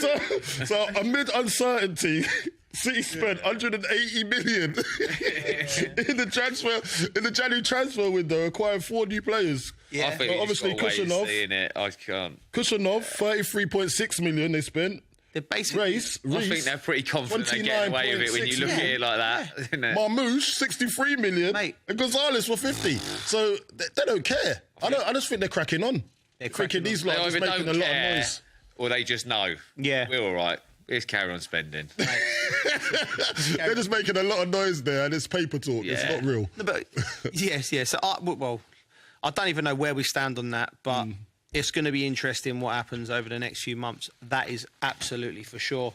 But they were saying he was spending because of maybe a potential transfer ban as well, weren't they?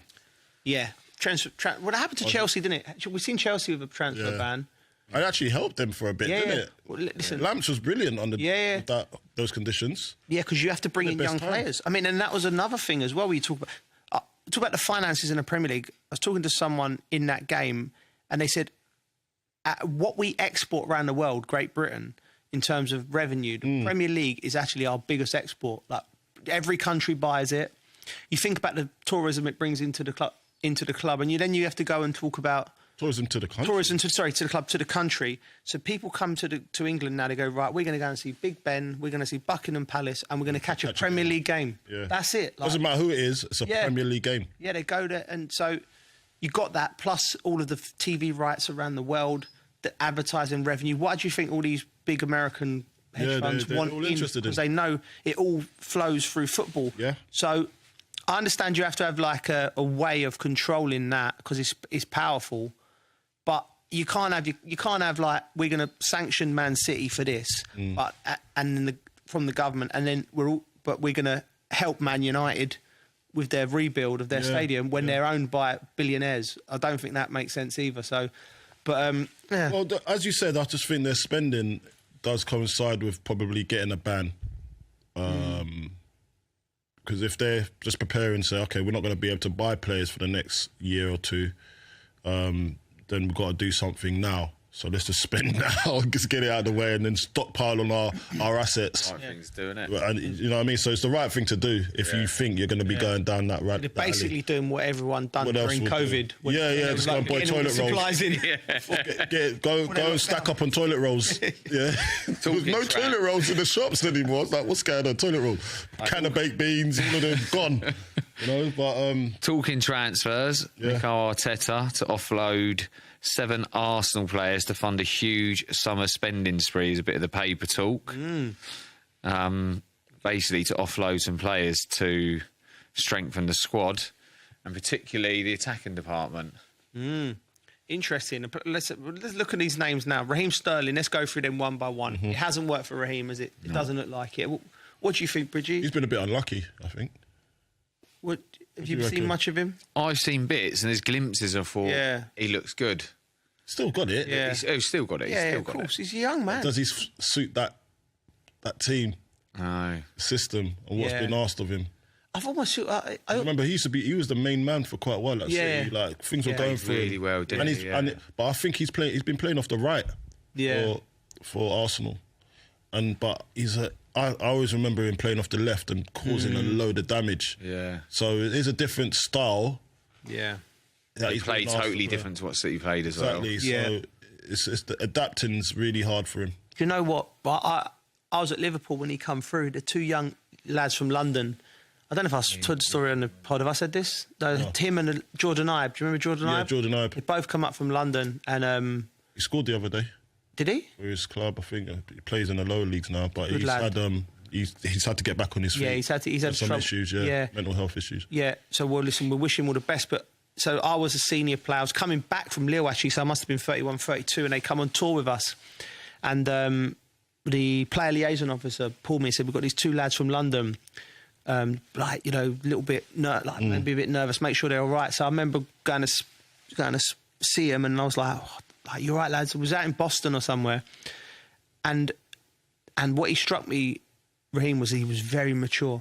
He was 16, 17-year-old. He is very mature as a kid, and then he joined in training, and you could just see the qualities. Do you know what I mean? But more importantly than that, he listened. Like he was hanging off everything Brendan said. So he's had a great career. I don't think Arsenal's the right move for it. My advice to Raheem now would be go and enjoy your football somewhere. Go abroad. Do you know what I mean? He's had a Chelsea move that ain't quite worked for him. Go, Saudi. He's still capable. Enjoy your football. Yeah. Still got a lot to offer. That's growing. Yeah. Go and do that. He's got plenty of football left in him, I think. Yeah, I do as well. He's a baby. He's a baby, yeah. I see him out and I see him at Winter Wonderland. You said. Yeah, I see him in Winter Wonderland. Yeah. What a guy. People could be thinking you're at Winter Wonderland all the time. I think everyone thought he was my kid as well. We took a picture and because he's like, my kids are taller than him. so it's okay. I posted it on my Instagram, you'll see it. But he's such a great guy and he doesn't turn down any photo ops or anything like that. So he's a brilliant guy, man. For me, and there's certain other things that he's done where I respect him fully.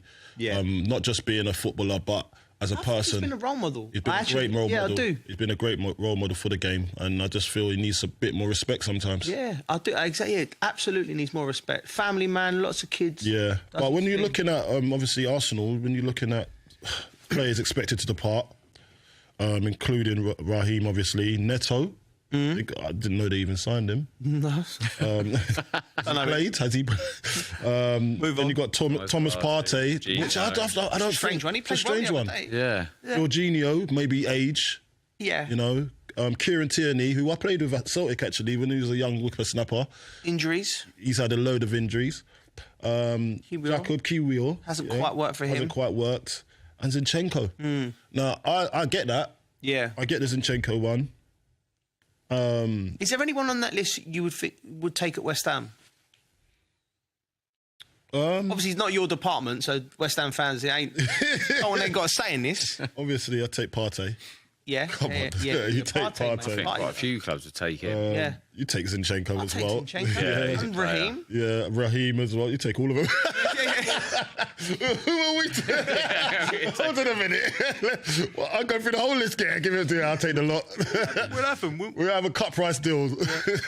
But this is interesting. The strategy is intended to reduce the wage bill and generate funds for potential signings with targets such as Alexander Isak and Leipzig's Benjamin Sesko, who I watched at the Euros, and he is a big old unit. Is he? Big unit, runs the channels, aggressive, scores goals. He's the next one that's going to be on people's lips. He's one to watch. After Isak, yeah? Yeah. Listen, not of the same ilk, but like he'll score goals. He's reliable. He's reliable. I think he could be where Isak is in 18 months' time if he comes to the Premier League. But he's obviously cheaper than Isak. And how are you going to get him now? I don't know. But he's one for Arsenal fans to keep a look at. They need a centre-forward, Coley, didn't they? It's quite obvious. It's gaping. It's just there. Yeah. You know you need one. Yeah. I was surprised they didn't go for one, but probably it's the best time not to do it right now because you're going to get your overpayers will be overpaying for it. You're going to be overpaying. So you wait till the summer, identify the right one.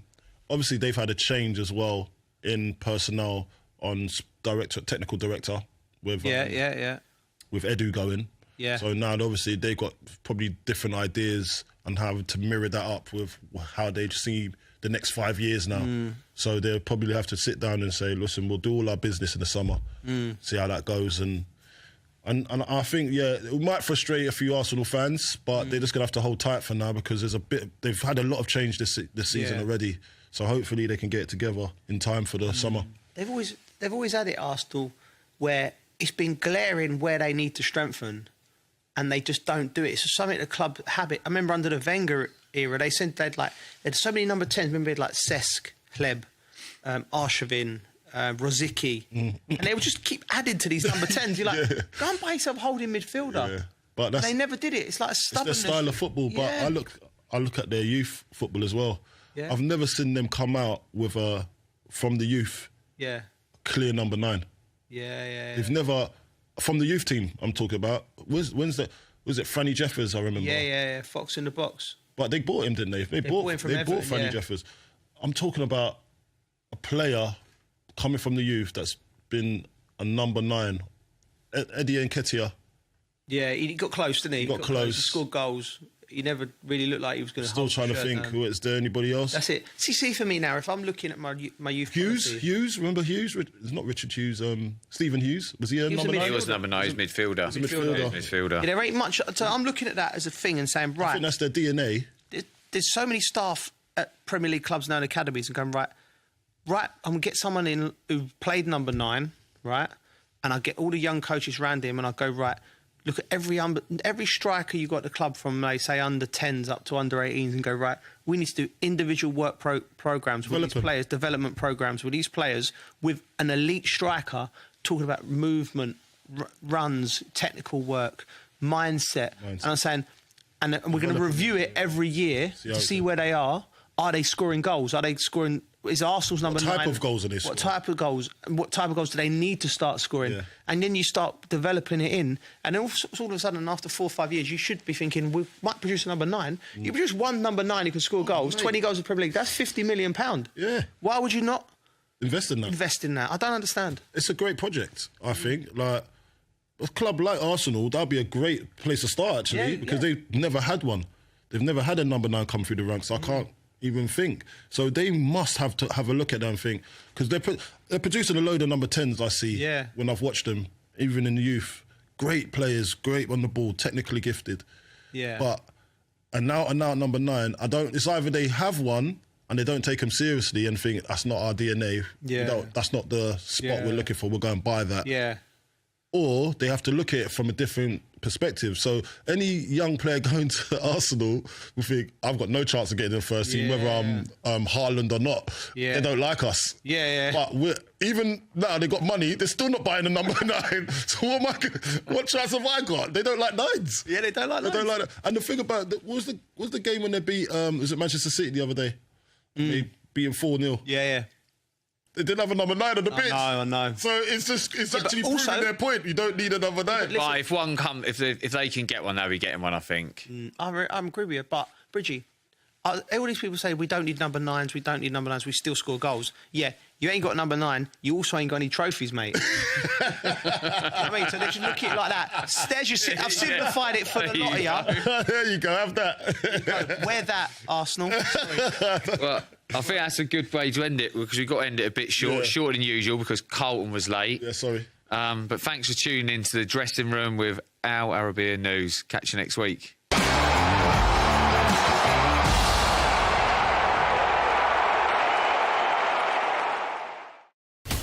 From the White House to Gaza, Kyiv to Beijing, elections, economics and the environment compete with conflicts and other complex issues for our attention.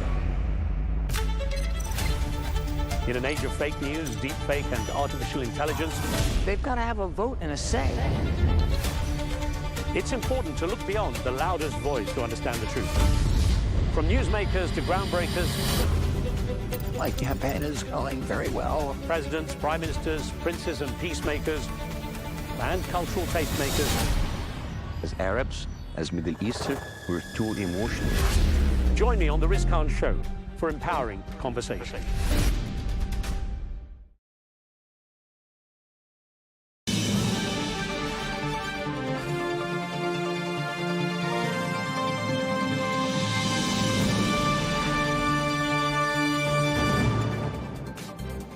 Hello and welcome to Global News Today, bringing you exclusive interviews with leading experts every weekday here on Al Arabiya News. I'm Tom Burges Watson. Coming up on today's programme, the Kremlin says it is impressed by President Donald Trump's position on ending the war in Ukraine. Well, Presidents Trump and Putin spoke by telephone yesterday and could be set to meet in person. Ukrainian President Volodymyr Zelenskyy and some European leaders expressed discomfort at being blindsided, they say, by President Trump on ending the Ukraine war, insisting that they should have a seat at the negotiating table. And Hamas says it is committed to honouring the ceasefire deal with Israel, which in recent days has come under severe strain. Well, the next hostage prisoner swap is scheduled for this weekend.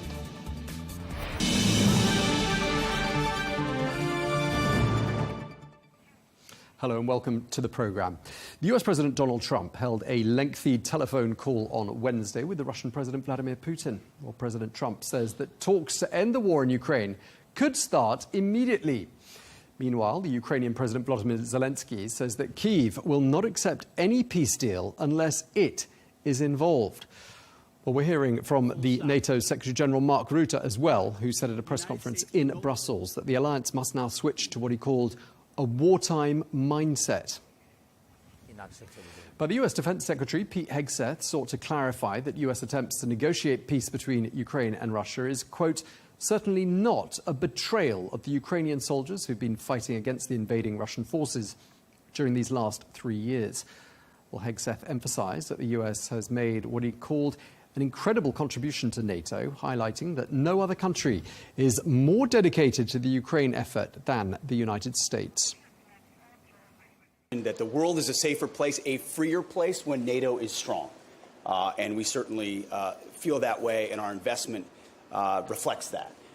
We echo your sentiments on defense spending.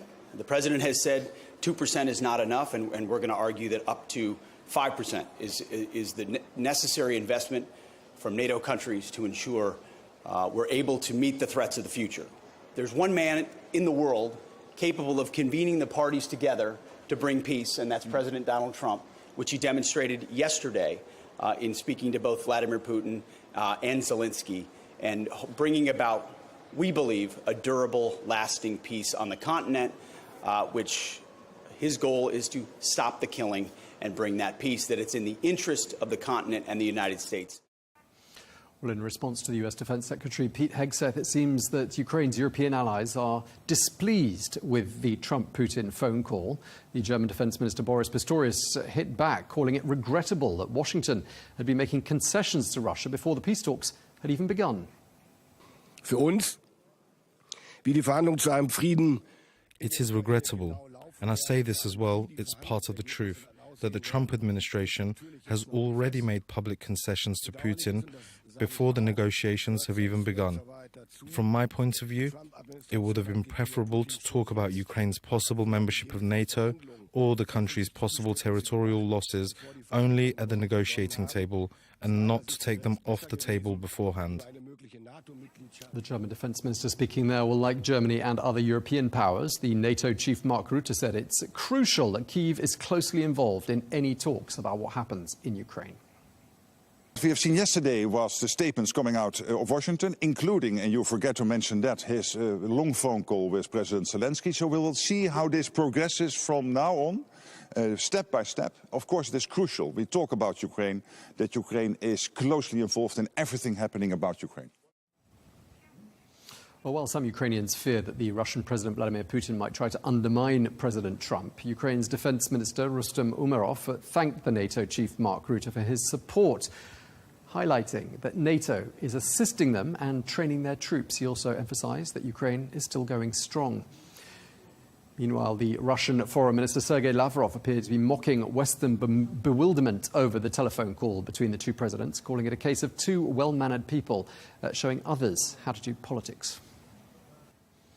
Well, for more, we can speak now to Joel Rubin, former Deputy Assistant Secretary of State under the Obama administration, who joins us from Washington. Thank you so much for speaking to us. We've had reaction from Moscow with the Kremlin spokesperson Dmitry Peskov calling that conversation between President Trump and President Putin very important. We've also heard that Russia is impressed by Trump. But as far as Ukraine is concerned, is all of that a good thing, do you think? Yes, it's a difficult moment right now to exactly understand where the negotiation will head. President Trump clearly had as a top agenda item for him the rapprochement with Russia, and he campaigned on that. So this is an important move by him to reach out It's crucial, though, to ensure that there is a good deal, a sustainable one, that provides security for Ukraine and maintains a line where Russia will not cross it, that the United States and Ukraine are synced up. And I think that's where President Trump now needs to make sure he's also focusing his efforts. It's clear that he wants there to be a calm. He wants there to be an end of this war, but there will not be a full end if Ukraine is not satisfied as well with what the arrangements are. Yeah, I mean, the EU foreign policy chief, Kaja Kallas, says that Europe and Ukraine must be involved in the peace talks. She's also suggested that President Trump had been making concessions before the talks had even begun. I mean, are we talking about negotiation at this stage, or are we talking about appeasement? Well, you know, this is a different kind of negotiator. I'll have to give President Trump the benefit of the doubt on this. There is criticism of him, and there's a legitimate reason to criticize, for example, Secretary of Defense Hegseth yesterday taking the NATO expansion into Ukraine off the table. But the reality is that that was not an easy sell, and it's not as if the Biden administration adopted that position either. And so while one could argue that's a bad negotiating tactic, one could also argue that it takes away an impediment to a negotiation and puts some realism into these discussions. But again, to the broader point, Ukraine was invaded by Russia, and Ukraine has lost territory to Russia and feels under threat, as well as our European allies and NATO allies do as well. So any sustainable peace that will truly be solid and verifiable is going to require Ukrainian agreement. Strong-arming Ukraine alone and allowing Russia to obtain the gains that they sought militarily will not guarantee that they won't go back at it again. And that's the big concern, that these negotiations, if they do succeed, and they're having negotiations, if I may add, for a number of years over the past decade plus between Russia and Ukraine off and on, if for these to succeed, it really does need Ukraine to be confident that they are safe. But just to pick up on the point that was made by that EU foreign policy chief, I mean, this concession that Ukraine will not be joining NATO now or probably ever, as far as we understood from what was said to Vladimir Putin by Donald Trump. I mean, is it useful to put a key negotiating issue on the table like that and just give it away before negotiations have even started? Typically, no. Typically, one doesn't want to give away what one could assume would be the ask of the other side. That might very well have been an ask of Vladimir Putin. But again, because there was opacity coming from the United States for a number of years and throughout about whether or not NATO should expand into Ukraine, it's not as if this was such a major concession, but there will be real questions. There will be questions about sovereignty in Ukraine and guaranteeing their sovereignty. And I do believe in the United States, we have an obligation to provide the kinds of security guarantees and support to Ukraine that we also provide to many other allies around the world, including South Korea, Israel, Taiwan, and others, where we make it clear that invading or crossing over into their territory will result in consequences. That is going to be the trickiest part of these negotiations. Will Donald Trump, will the president commit to true, robust security guarantees for Ukraine or not? If he does not, I think we're going to see a very flimsy deal come out from these negotiations. Yeah, and everyone's putting a lot of accents on the fact that this has to be a lasting deal, because if it isn't, as you say, there may be further problems later on down the line. But we're in a situation right now where we've got European leaders saying we're being bypassed. It doesn't look and sound like the United States, Europe and Ukraine are all speaking with one voice. And that in itself, doesn't that show weakness? Yeah, this is clearly an inversion of the diplomacy of the Biden administration, which focused on alliance engagement and alignment on policy before making assertions towards Russia in this case, and having a diplomatic program that had the grounding with alliances. And I think the challenge here, the problem here, is that we're seeing the weakness of the confidence that Donald Trump and his administration has in our NATO allies. I'd say that's misplaced. These are strong American allies and have been for decades. And it's crucial that we maintain support amongst the allies, and that gives us a better negotiating hand. That is To your question, I think some of the bigger swirling concerns here in Washington is, are we going into a negotiation where ultimately we're making about us when it should be about NATO and Ukraine and us, of course, as well. But it's not an America-Russia problem. This is a Ukraine-Russia problem. And I think for President Trump, what we're watching is that he tends to want to make many international issues about an American unilateral set of activities, be it the Gaza takeover concept or taking over Canada or Greenland. And that inherently makes a weaker diplomatic hand for the United States. Yeah, and so too does too much haste, because there was this campaign pledge of ending the war with a single phone call. And right. Clearly too, you know, everyone wants a quick end to this, not least the US president. But if there's too much haste... They have one phone call, if I may, and the war is not over. So I think that campaign promise is that didn't hit the mark. Right. It was one phone call. It didn't happen within 24 hours and didn't end the war. But to give President Trump his due, in his first administration, he told NATO allies they weren't spending enough on defence. We still have a situation where only 2/3 of NATO countries are actually spending the target 2% of GDP on defence. I mean, that's not good enough, is it? No, it's not. But I will say that when President Trump left office, 6 NATO countries were hitting that target, and it's tripled roughly since then under the Biden administration through engagement. But President Trump, you know, he had the right point.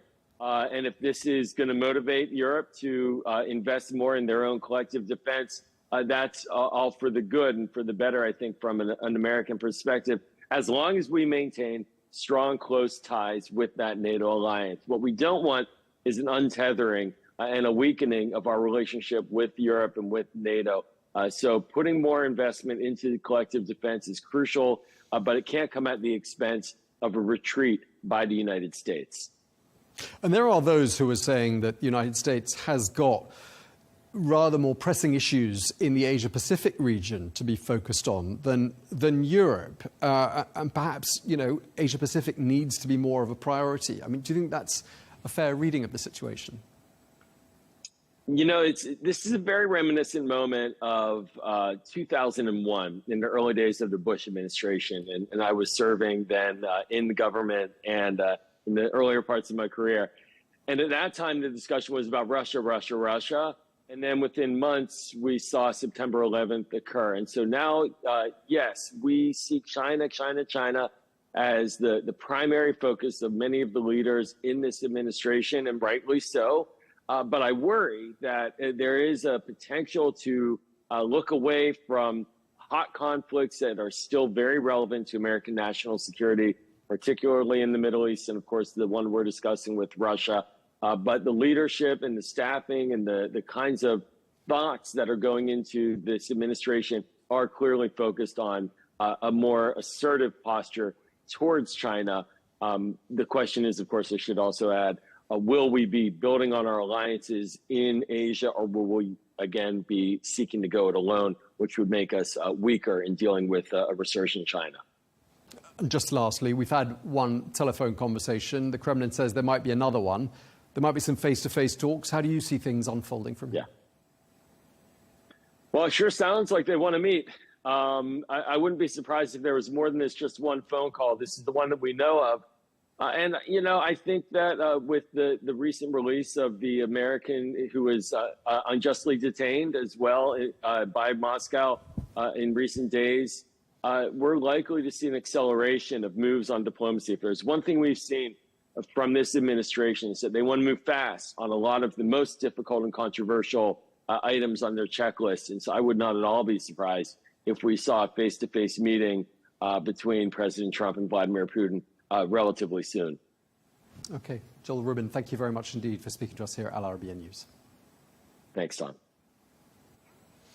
Well, let's get more on the eventual negotiations. We can speak to Fred Fleitz, former Executive Secretary and Chief of Staff of the United States National Security Council under President Trump, who joins us now from Washington. Thank you very much for joining us once again on Al Arabiya News. In your opinion, what sort of a start are we off to with regards to these negotiations aimed at ending the war in Ukraine?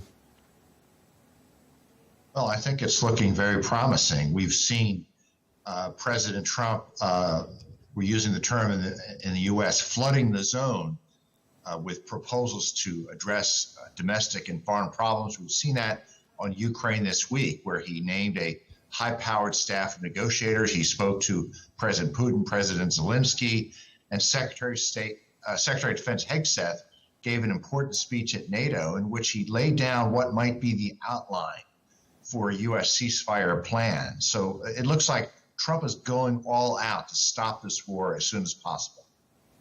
So why are we hearing from some European leaders and from Ukraine words to the effect that they're feeling blindsided by the Trump administration? Well, it's sort of surprising to hear that because Trump's doing what he promised to do. And I think we're going to find in the way governments operate that most politicians say things and they don't do what they promise to do when they run for office. That's been an issue with Trump all along. He promises to do fairly dramatic things, such as when he moved the U.S. Embassy to Jerusalem, that in Israel. Many presidents promised that. None of them agreed to do it, except for Donald Trump. And I think we're seeing that here. He said he was going to do that. He said he was determined to end the war. And I don't know why people are surprised that he's keeping his word. Well, I think they're surprised because he is reported to have given away concessions before the negotiations have even started. For example, what you'd have thought was a key trump card, a key negotiating gift, if you like, namely that Ukraine will not be joining NATO anytime soon. That's what we've heard from the Trump administration. I mean, why put that on the table before the talks have even begun? I heard Europeans saying that that was a concession. It's not. That's been talked about for a year. General Keith Callaghan and I, who wrote a crucial paper on the Ukraine crisis, we wrote about that last spring. And given that it would take a unanimous vote to get Ukraine into NATO, this wasn't going to happen. So for Trump to raise that, that's not a concession. This is just complaining by Europeans. They don't want Trump to solve this crisis, but they don't have their own alternatives. We saw Pete Hegseth there in Brussels saying, Washington isn't abandoning NATO, but Washington wants to see more effort from member states. Could you help us unpack that a little bit? What's he getting at here, do you think? It was an important statement because it disproved what Trump's critics had been saying, that he was going to pull out of NATO. What Hegseth said is that Trump stands solidly with NATO, but he wants European states to take primary responsibility for the defense of continental Europe and to take primary responsibility for providing lethal and non-lethal aid to Ukraine because this is a European conflict. And the reason he said this is because he said the U.S. has global security challenges to deal with, and President Trump plans to prioritize the threat from China, which means we have to have a division of labor between Europe and the United States to deal with these global crises, and Europe has to take control of European security. Yeah, and to give Mr. Trump credit, he was one of the first people to raise the alarm about the failure on the part of a number of NATO countries to meet that 2% of GDP target on defense spending. And to this day, only 2/3 of NATO countries are actually meeting the target. I mean, why have they not got the message so far, do you think? I think European states have become dependent on the United States. They would prefer to spend their money on lavish social programs. But I might add that Trump said that 2% is not enough, and Hegseth said the same thing. Trump would like to see the minimum amount of defense spending to be raised to 5% of GDP, and he believes that European leaders have a responsibility to explain to their people the security threats facing Europe and why they must spend more in defense to deal with these threats. So just to clarify what you're saying and to pick up on a couple of the points, you're saying that Washington basically thinks there's plenty of other issues on its radar, notably in Asia Pacific, and Europe needs to stand on its own 2 feet. Is that basically the message? The U.S. is not going to abandon Europe or abandon the defense of Europe under the Trump presidency. Hegseth was very clear about that. But it is going to prioritize countering the growing threat from China. And Hegseth tried to make the point that the U.S. has issues to deal with around the world, and defending Europe is no longer going to be America's priority. It will be something America is committed to, but we also have a commitment to the growing threat from China in the Asia Pacific.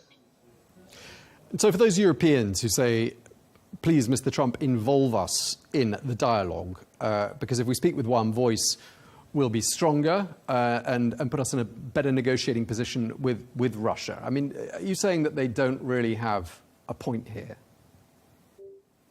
Well, I heard European leaders say that they're demanding a seat at the table for the negotiations. I understand there's an initiative underway to name an EU special envoy for the talks. I'm a little concerned that this would simply bog the talks down in the EU's bureaucracy and their inability to make decisions. I don't know what the president and his negotiating team will do on that point. My guess is the EU will not be allowed to name a representative, but I can't speak for the Trump administration on this. And in terms of not speaking with one voice, I mean, couldn't it be argued that that's exactly what Russia wants?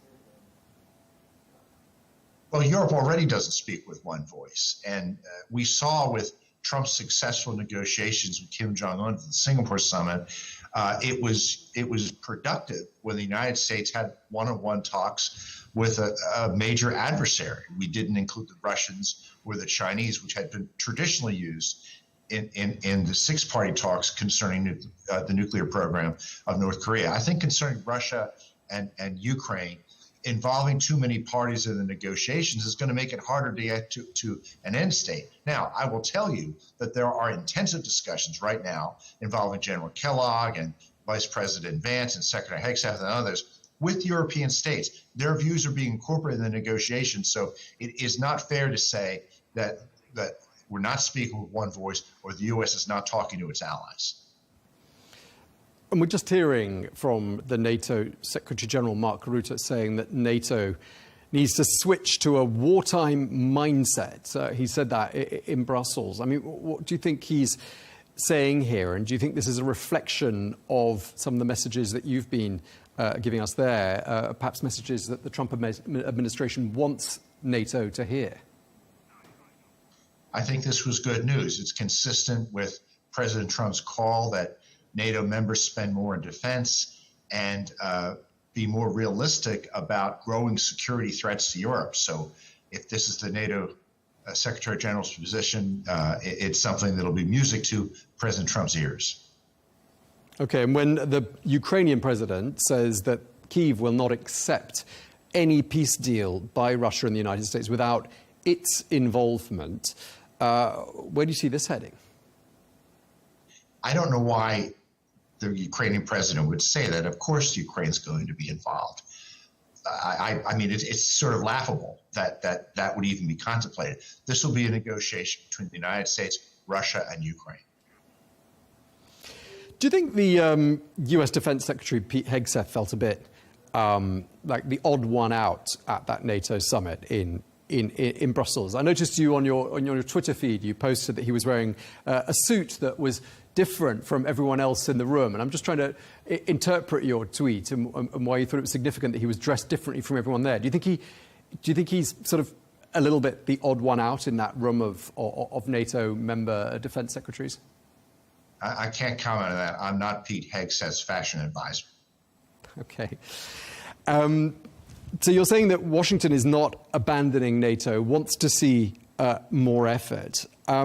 General Kellogg, for example, saying he wants stability restored to Europe and talking about meeting with allies and partners there.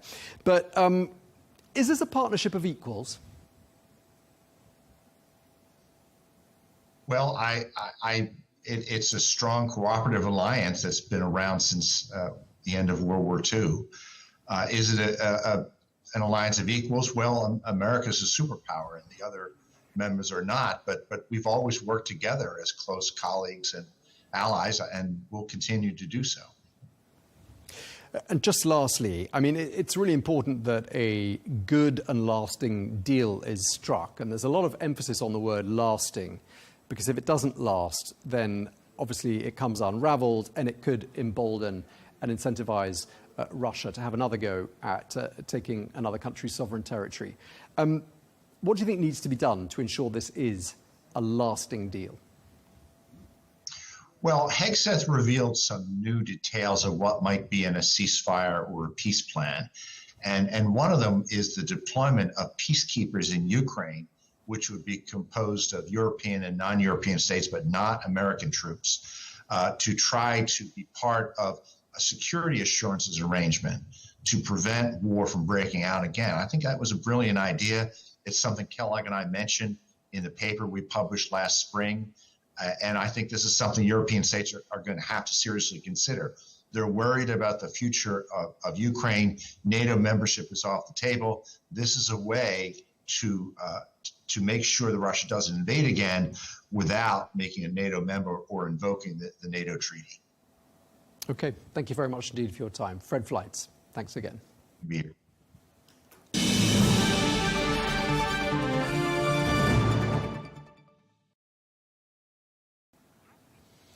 Well, let's get some more analysis. We can speak to Boris Volodymyr, former captain in Russia's special forces, the GRU Spetsnaz, who joined us now from Vienna. Thank you so much for speaking to us once again. I'd just like to start by talking about this first presidential contact between Moscow and Washington in 3 years. President Putin and Donald Trump spoke on Wednesday evening. That's been described as a first step. What do you think the next step is? As somebody said today, one telephone call will definitely not end the war in Ukraine. And the next step is, normally, logically, is to start negotiating. The first move should not have been actually to call Putin, because this is already incorrect move. The first call would be to call President Zelenskyy to discuss the situation with him. Calling Putin, Trump already showed his position that he is inclined more towards Russia than to the country which is being attacked by the aggressor. Indeed, and we've also heard that Ukraine is not going to be joining NATO, at least that's what the Trump administration is saying. I mean, that sounds like another pretty big concession before negotiations have even got started. Some might say a gift to President Putin. We should actually not take very seriously what members of the Trump administration are saying. And Pete Hegseth is definitely not a person who is quite responsible for his words. So I would not take that quite seriously, actually. We shall see what goes on further. What my understanding is that the Ukraine armed forces are the most developed, the strongest armed forces in Europe today. And this is more for the advantage of the NATO than for Ukraine, that Ukraine joins the NATO. And this is the additional defense for the NATO against Russia as a definite aggressor today. I mean, do you see NATO getting involved in these talks? Or do you think, because we're given to understand that President Putin and President Trump might meet face-to-face at some point soon, some people saying it might happen in the Middle East. China's even offered to host a summit. Do you think President Trump's going to involve other parties, or do you think he's going to try and go this alone? From what we are seeing today, and for what Trump's Secretary of Defense declared in Brussels, the Trump administration, President Trump, are not going to involve Europe at all. They're not going even to involve their representative in Ukraine, announced a couple of days ago. The delegation of the commission that Trump created and announced a couple of days ago does not even include him. So Trump is going to act completely himself because he wants to take all the laurels on himself. And we're all knowing that he's struggling to get the Nobel Prize of Peace, and this is his aim. So he's trying to arrange everything alone, as he promised to the American voters during the presidential campaign. And how do you think that's likely to play out? Is that going to work to President Putin's advantage or to the advantage of Ukraine? What's your thinking? What we see today is definitely the situation is greatly to President Putin's advantage. How it's going to develop, we are going to see, I guess. Russia currently controls about 20% of Ukrainian territory in the east and the south of Ukraine. I mean, realistically, how much of that territory do you see returning to Ukrainian control? From the point of view of the situation as we see it today, Trump is not going to return any territory controlled by Russia today, even more. They are going actually to take over the territories that are not under Russian control today, and I mean in Zaporozhye, the region of Zaporozhye, Nikolaev, and others. And definitely the territory in Kursk, which is under Ukrainians today, Putin will certainly insist of the territory being returned to Russia without any concessions at all. So you're painting a picture of a completely one-sided set of negotiations whereby Ukraine gets precisely nothing? As far as it was announced until this date, Ukraine is not only going to get nothing at all, Ukraine is going to pay for the American help almost twice as the value of the American help during the last 3 years of war. That is, the American help to Ukraine is estimated roughly at about $200 billion, and President Trump, as we all know, demanded $500 billion from Ukraine. So what we see is Ukraine losing its territory, surrendering its territory to Russia, and losing the second part of its territory in terms of a huge debt to America. So, I mean, do you see this whole conflict, these 3 years of fighting, as having simply emboldened Russia? And what might Russia decide to do next? There is no any conflict at all. There is a direct and straight aggression of Russia, war of Russia against Ukraine. There is no conflict between parties. Russia attacked Ukraine and took a huge part of its territory. It's almost 30% of the Ukrainian territory. Russia is a definite aggressor and must be treated as such. And Putin is an international war criminal and also should be treated as such. And I'm very much surprised that President Trump is going to invite him as an honorable guest and valuable partner in negotiations to discuss anything at all. Putin is a criminal and should be treated as a criminal. And in terms of the time frame, I mean, who was under more pressure to get to the negotiating table? I mean, there are Western sanctions that have been in place targeting Russia for the best part of 3 years now. I mean, was there public pressure in Russia for this war to come to an end? There's no public pressure in Russia at all. Putin was certainly under pressure because the economic situation in Russia is dramatic. They are lacking basic weapons. Russia has to buy weapons from North Korea, has to bring in troops from North Korea, buying also weapons from Iran, seeking support in other countries, undeveloped countries. On the other hand, President Trump was under pressure because he announced that he's gonna make peace in Ukraine in 24 hours, then in 3 days, and more and more and more. And I don't think he's going to make that in the next 100 days, sorry. Okay. So both of them were under pressure. All right. Well, we appreciate you taking the time to speak to us. Thank you very much indeed, Boris Volodymyr. Thanks again. You're welcome.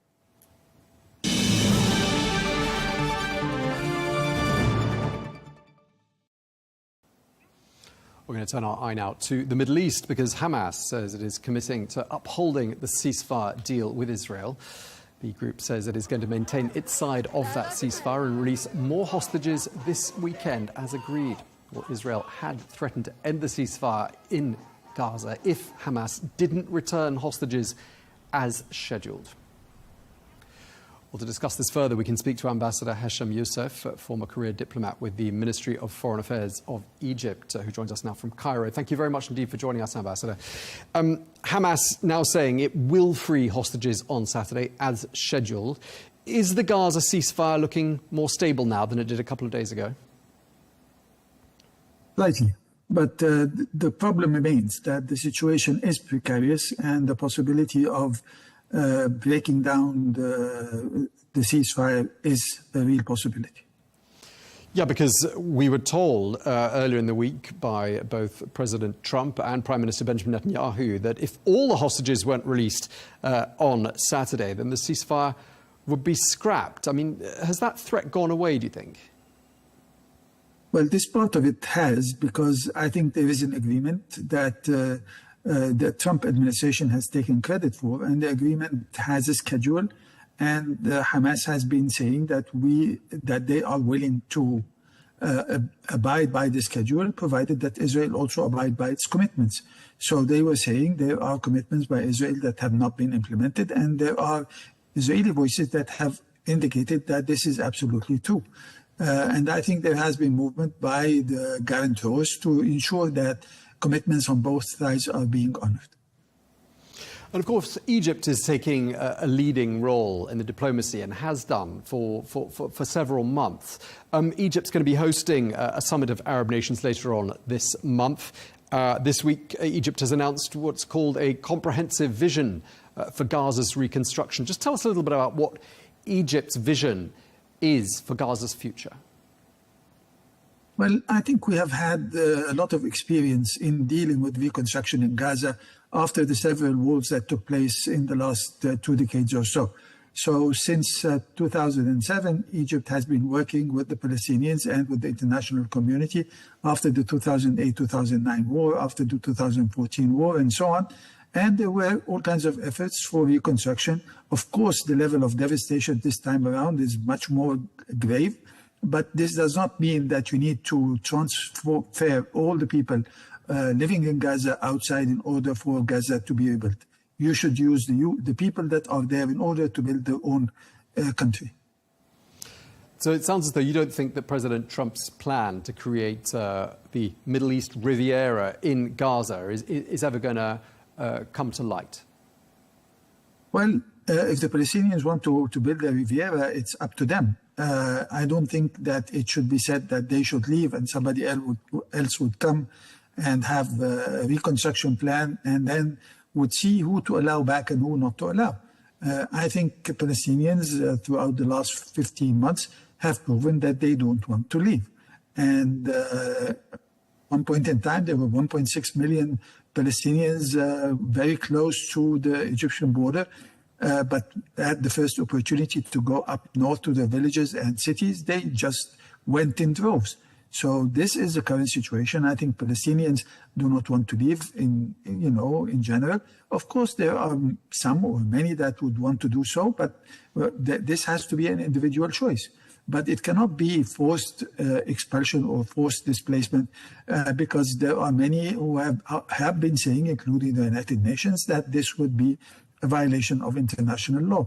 So we have to see what can be done. And I think this is the focus of Egypt and a number of countries in the region, including Jordan, including Saudi Arabia and others, that they see that reconstruction can take place while the population is there. And we have seen this happen in history time and again in all kinds of conflict areas that were rebuilt after devastating wars, starting from the Second World War until today.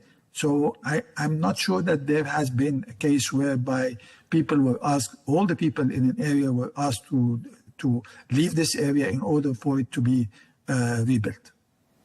Yeah, your president, Abdel Fattah al-Sisi, said that such a plan to displace the Palestinian people of Gaza would be an injustice and one that Egypt wouldn't take part in. I think the Jordanian king in Washington brought with him a similar message. Do you think that message has now got through to Donald Trump, that this idea isn't going anywhere?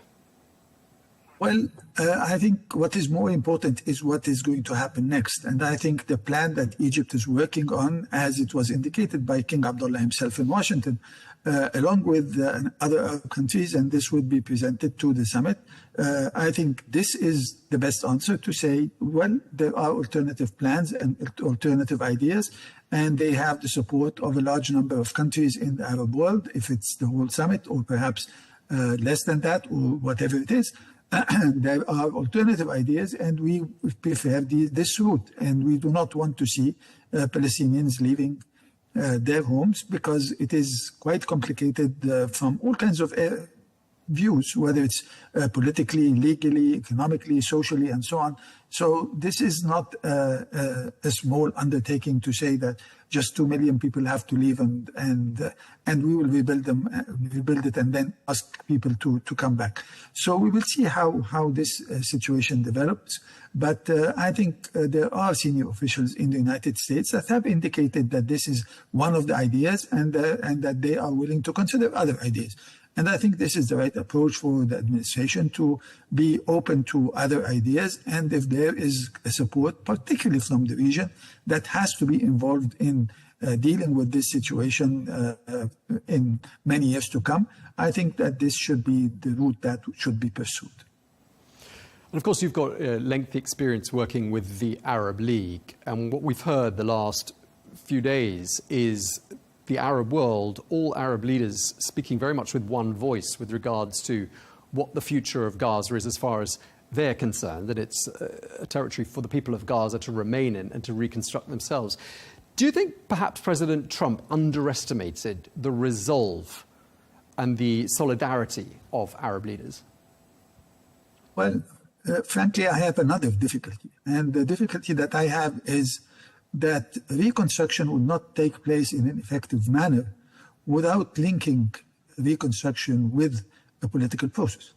And there are a large number of countries, especially donors, both in the region and beyond the region, who have been saying, we will not contribute to reconstruction if there is no political process, because we have been paying time and again for reconstruction in Gaza after several wars. And all what happened was for us to wait and see it destroyed once again. So I think the real challenge that I hope the Trump administration would be focusing on would be to see how this end of conflict or end of the war would be associated with a process for reconstruction and a process for ending the conflict once and for all, rather than to keep arguing over whether the whole population of Gaza should leave Gaza or not, because I think the biggest challenge is a challenge related to the political endgame rather than having all these differences around whether the people of Gaza should leave or not. And of course, for construction and reconstruction to take place, construction vehicles are going to have to get into Gaza. And yet there are numerous construction vehicles blocked on the Egyptian side of the Rafah border crossing. Prime Minister Benjamin Netanyahu saying that that equipment isn't allowed to go through. So how can Gaza reconstruct if it's not going to be given the equipment to do so? Well, my understanding is that it was agreed in the temporary ceasefire agreement that these construction vehicles would be allowed in, because also they will have to remove the rebels to get some roads cleared so that humanitarian assistance can go through, so that people can move, so that some effort can be done in relation to changing what the situation regarding the healthcare system and trying to see what hospitals can be modified and reconstructed or refurbished in one way or another, and so on. And my understanding is that this is part of the agreement, and this was one of the complaints that were leveled by Hamas in relation to the implementation. I think the role is for the guarantors to talk to Israel based on the understanding that they have from the negotiations. And I think the role of the United States here will be crucial because I'm sure they do have an understanding of what exactly was agreed. And if this is part of the agreement, then all this equipment should be allowed in order for this to start clearing roads and dealing with some of the remaining remnants of bombs and so on, in order to allow people to be able to move around. Otherwise, the objective will be clear, that the objective is that Israel is not interested in the reconstruction of Gaza, and they are adamant that the only way to deal with the situation in Gaza is not related to reconstruction, and it is not related to early recovery. It is related to the fact that they want those Palestinians living in Gaza to leave. And this was one of the objectives that were mentioned at the outset of the war by asking Egypt to take Palestinians in Gaza while they deal with the situation with Hamas and so on. And that since the outset, Egypt said no. And Jordan at the same time also said that forced mass displacement, as far as they are concerned, will be considered an act of war. So these are the position of two key countries that have peace treaties with Israel, 45 years or so plus for Egypt and 30 years plus for Jordan. And they have been pillars for stability and security in the region.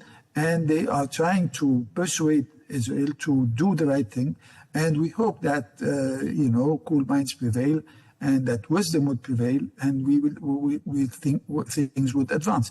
If not, then sadly, I think what will happen is that violence will resume, and we will have a much bigger problem at our hand, while there are those in the Israeli army who are saying there are no more targets to destroy in Gaza. So this would be a very sad situation, and I hope that this would be avoided at all costs. All right. Well, thank you. I'm afraid we're out of time. Thank you very much indeed for your time, Ambassador Hasham Youssef. Thank you very much indeed. Thank you.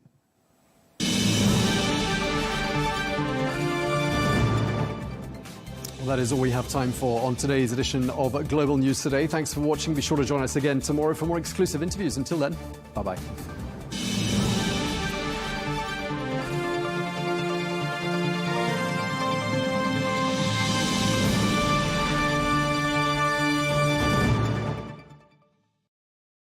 At Arabiya News, we go beyond the headlines. From the latest breaking news to in-depth coverage of global events. We're not bought or sold. Nobody owns us. The loss of life, the destruction of property. The conflicts are such a terrible thing. Context and analysis to help you see the full picture. The world is in a very dangerous place. Join us on Arabiya News, It's very impressive. where knowledge meets perspective.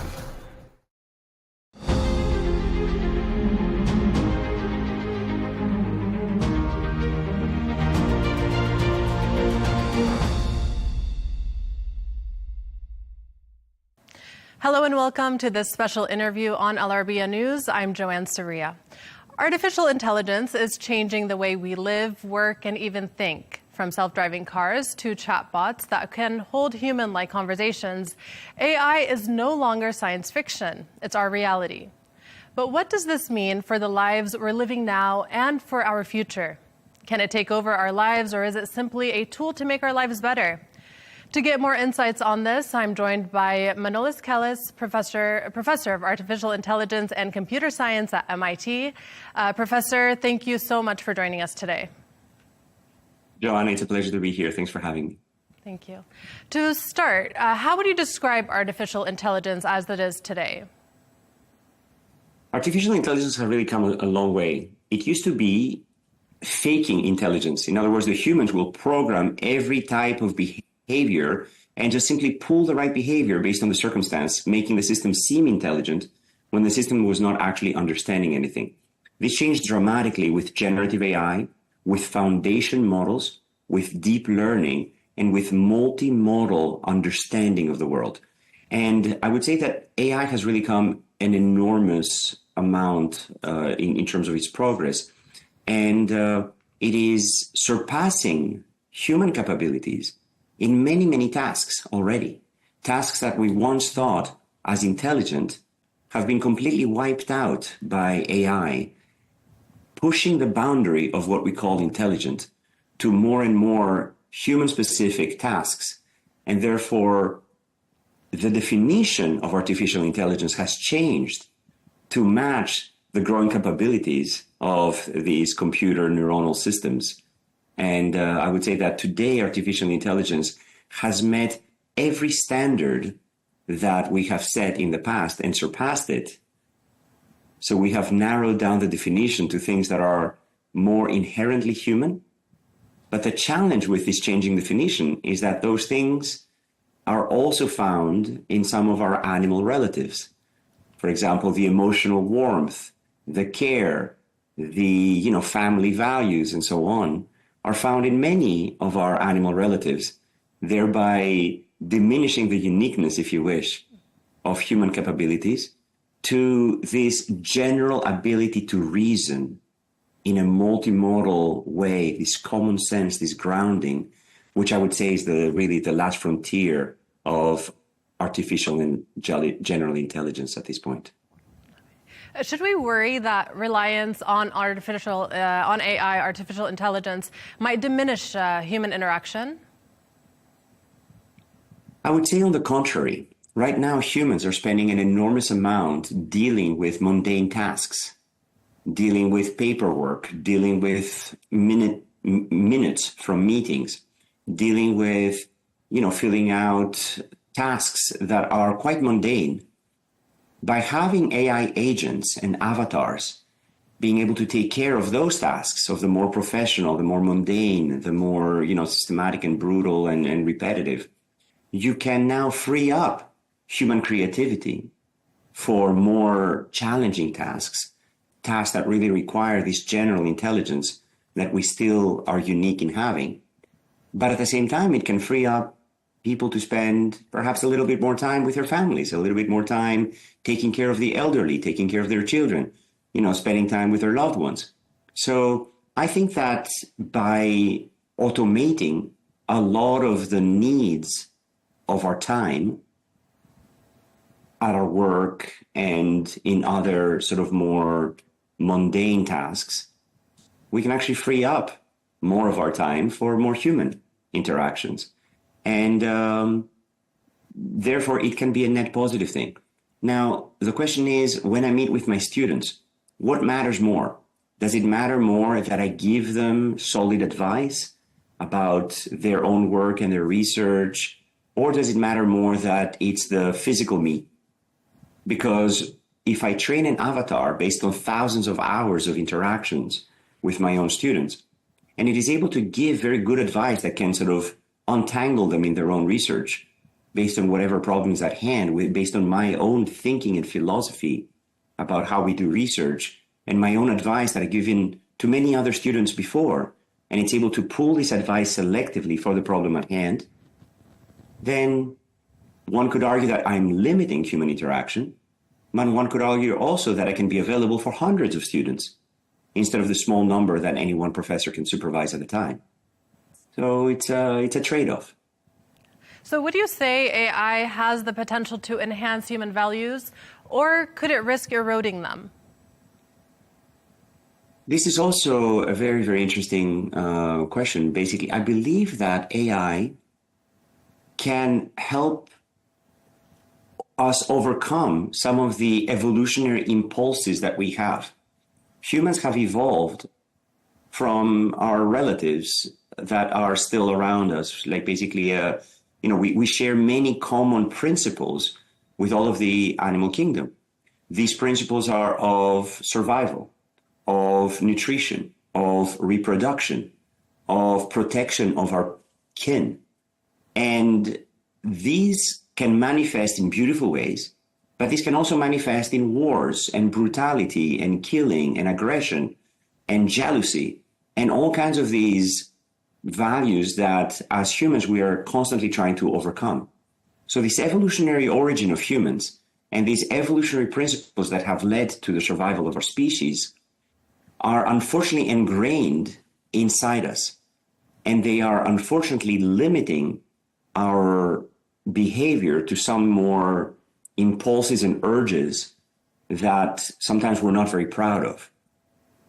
And the growth of our neocortex, the frontal cortex that is able to sort of be a more reasoning part of our brain and control the limbic system, the subcortical parts of our brain, is something that we have been valuing and rewarding through the Renaissance, through these human values of altruism, of taking care of not just our immediate kin, but appreciating all humans, regardless of their religion, their country of origin, their political affiliations, and so on and so forth. So I believe that AI can continue this move towards the more intellectual, towards the more pure values that we value as humans.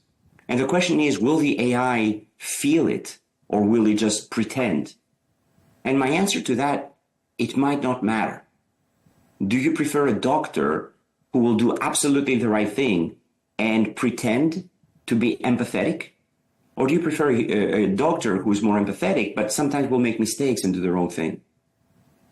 And similarly for a professor, or you could even say for a parent. Does it matter if your parent absolutely loves you, if they're never there and they're never able to provide any of your needs? And does it matter if the parent doesn't really love you, but does everything as if they are the best parent in the world and is able to fake this empathy and this warmth that every child needs. So if AI is able to meet all of these needs and is able to sort of help us achieve a higher standard for ourselves, for what it means to be warm and empathetic and generous and altruistic and caring for all human beings, then I believe AI can truly lift humanity past these more animal-like urges of competition and aggressivity towards the more humane values of warmth, empathy, and generosity. So you touched on this a bit in your previous answer. In your opinion, what is the impact of AI on our collective evolution as a species? So I would say that there has been a continuity in the evolution of humanity. If you look at nearly every metric of poverty, of crime, of nutrition, of health, of lifespan, of health span, of child survival rate, every single one of these metrics has been improving throughout the world. We still have a lot of work to do. There are still many places in the world where a child is not guaranteed to have an education, is not guaranteed to have, shelter, sufficient healthy nutrition, a future, a long lifespan. And we still have a lot of work to do.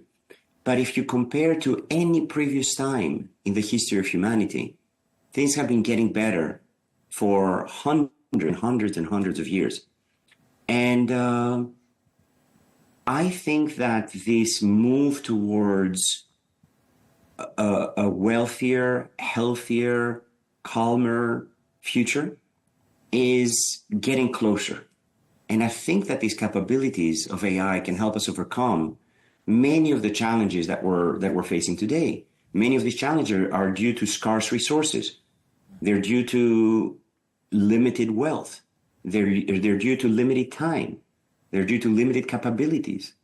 And I think if every child grows up with an AI assistant, a tutor that is able to guide them intellectually, emotionally, strategically, making the right decisions, being always kind, always patient, always generous, always guiding them and nudging them in the right direction, I think that this can transform education.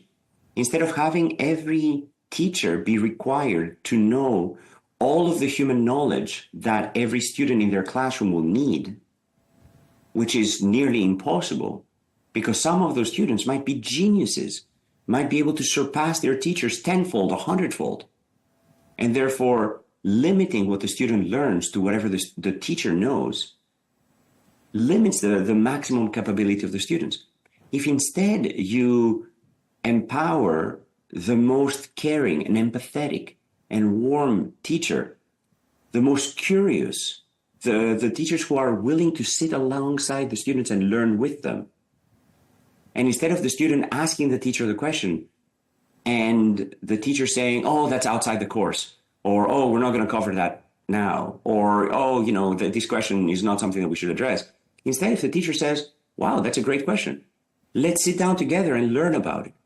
And if the teacher has the same curiosity, then that opens the realm of teachers to not just the people who have the most knowledge, but to the people who are willing to sit along with the students and learn with them. And then suddenly we can have many, many more teachers. And we can augment these teachers with AI tutors who can help the students learn and surpass their own teachers.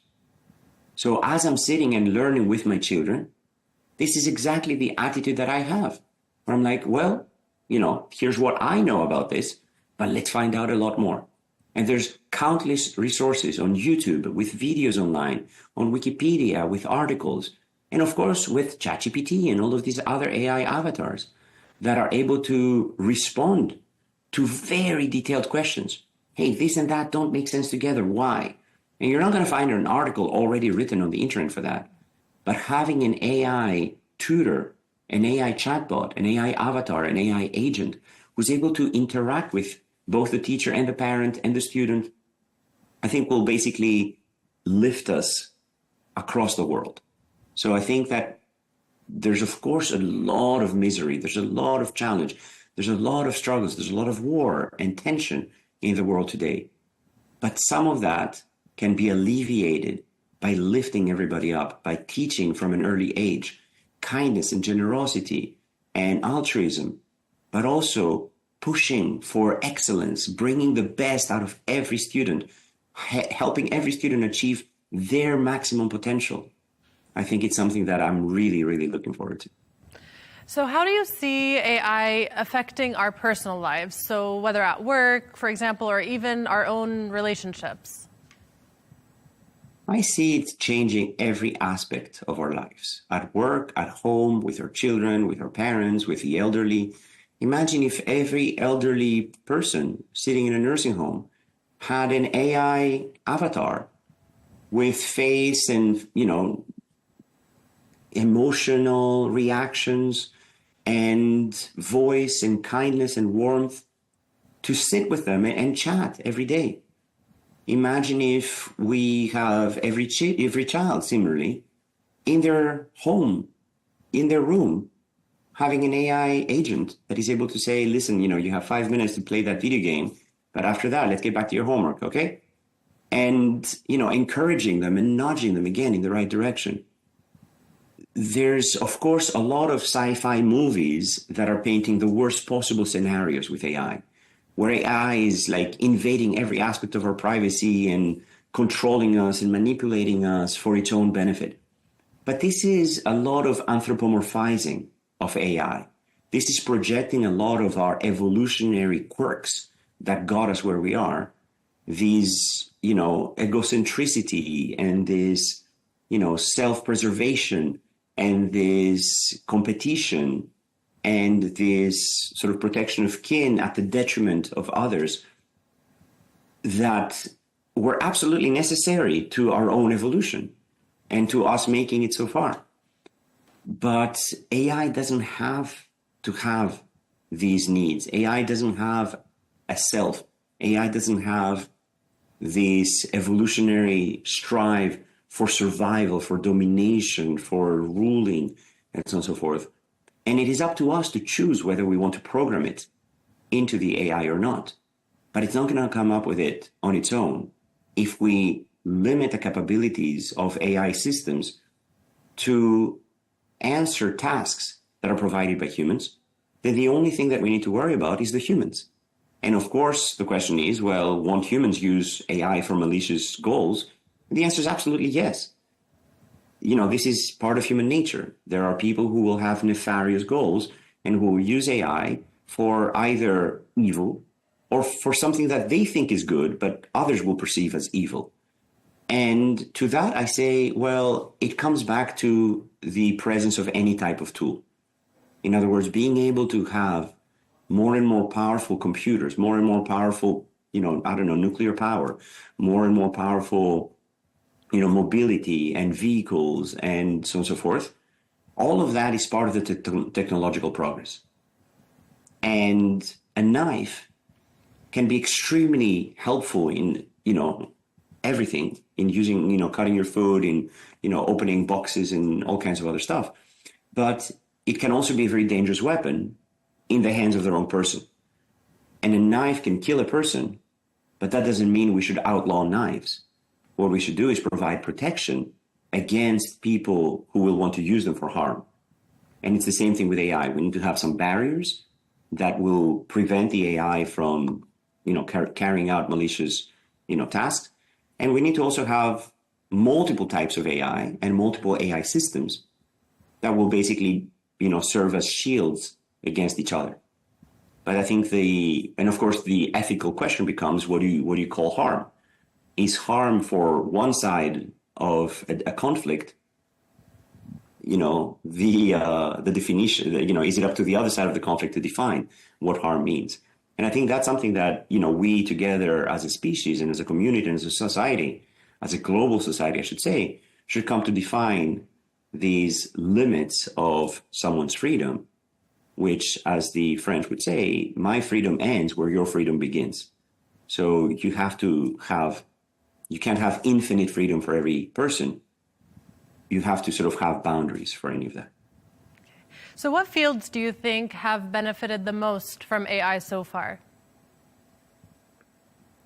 The list is countless. It's extraordinary. I think every aspect of science is extraordinarily benefiting from AI right now.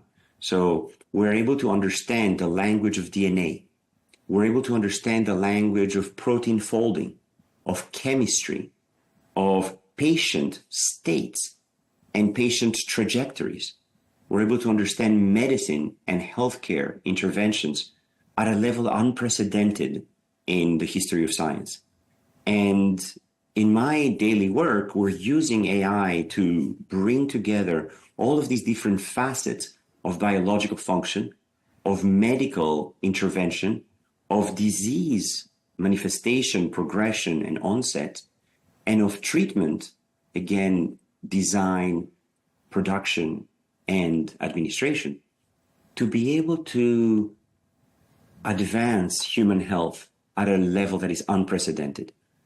And I see AI's impact on human health and on the human condition as one of the longest lasting impacts of AI, and perhaps one of the greatest changes that our species will undergo, to be able to take care of the human body, of the human mind, of the human brain, of the human physiology, human immune system, and so on and so forth, at levels that are unprecedented and unimaginable right now. So we're able to uncover the pathways and the mechanisms underlying every aspect of human disease, understand interventions that can modulate each of these processes to restore health and sometimes surpass what we call healthy now with super health and super longevity and so on and so forth. And I think that this will be extraordinary. Beyond just medicine, health, biology, chemistry, there, manufacturing, architecture, climate, food production, animal welfare, and all of these things are areas that AI can and is truly having an enormous impact. So I think that every aspect of science, engineering, manufacturing, design is absolutely touched and reshaped by AI. I want to talk to you a little bit about AI in education. Some students are using AI tools in an ethical manner. You did mention this earlier, to learn more, to see more information that's not available in the classroom, for example. But some have been using AI to do their own assignments or even write research papers for them. How is AI affecting education in that way and the future of graduates and even professionals in various fields? This is an enormous concern. And one possibility is that the types of assignments that we give to students are so complex that using AI is part of the only way to solve them. Namely, being able to use critical thinking, being able to sort of reason your thoughts, being able to use this, use all of these capabilities to go far beyond what any student their age would be able to do. There's another approach to education, which is goal-oriented. Namely, I'm currently working with about 40 high school students across the world, including the Middle East, where we are designing the next generation of AI systems. And those students are programming at the level of engineer with 20 years of experience. And every one of these students meets with me multiple times a week. And they work together as a team to advance the state of the art of data science and medicine and AI. And of course, I tell them, use ChatGPT for everything. And they're able to, of course, use ChatGPT, but it takes a huge amount of human reasoning to figure out what exactly I should ask the AI to help me with. And those students are 16 years old and achieving things that a 40-year-old engineer would be very proud of achieving week after week after week. So if we change education to be more goal-oriented and project-driven, where they have a goal, they have a mission, and they're doing their learning on the way to that mission, then AI becomes a friend, not a cheating tool. AI becomes a necessary ally, not the easy way out. Now, there's another aspect, of course, where they have to learn some basic foundational tools. You can teach them in the classroom with traditional approaches and an essay that they go off and read, and write at home. Or you could make the AI part of that solution. You could basically say, hey, what are the top 3 thoughts that come to mind? Bang, bang, bang. Listen, like 1 and 3 are very reasonable, but 2 is a little off topic. Can you think of a couple more? And then the student will sort of interact with AI and say, yeah, you're kind of right. What about this and that? They're like, yeah, that's good. But can you combine them perhaps in a more interesting thing? Okay, now let's structure your essay. Remember, the first thing that you need to do is come up with an outline. Can you come up with an outline? And then you do that. And then the AI becomes the tutor working with the student at home rather than the cheating tool. Oh, can you please write this essay for me?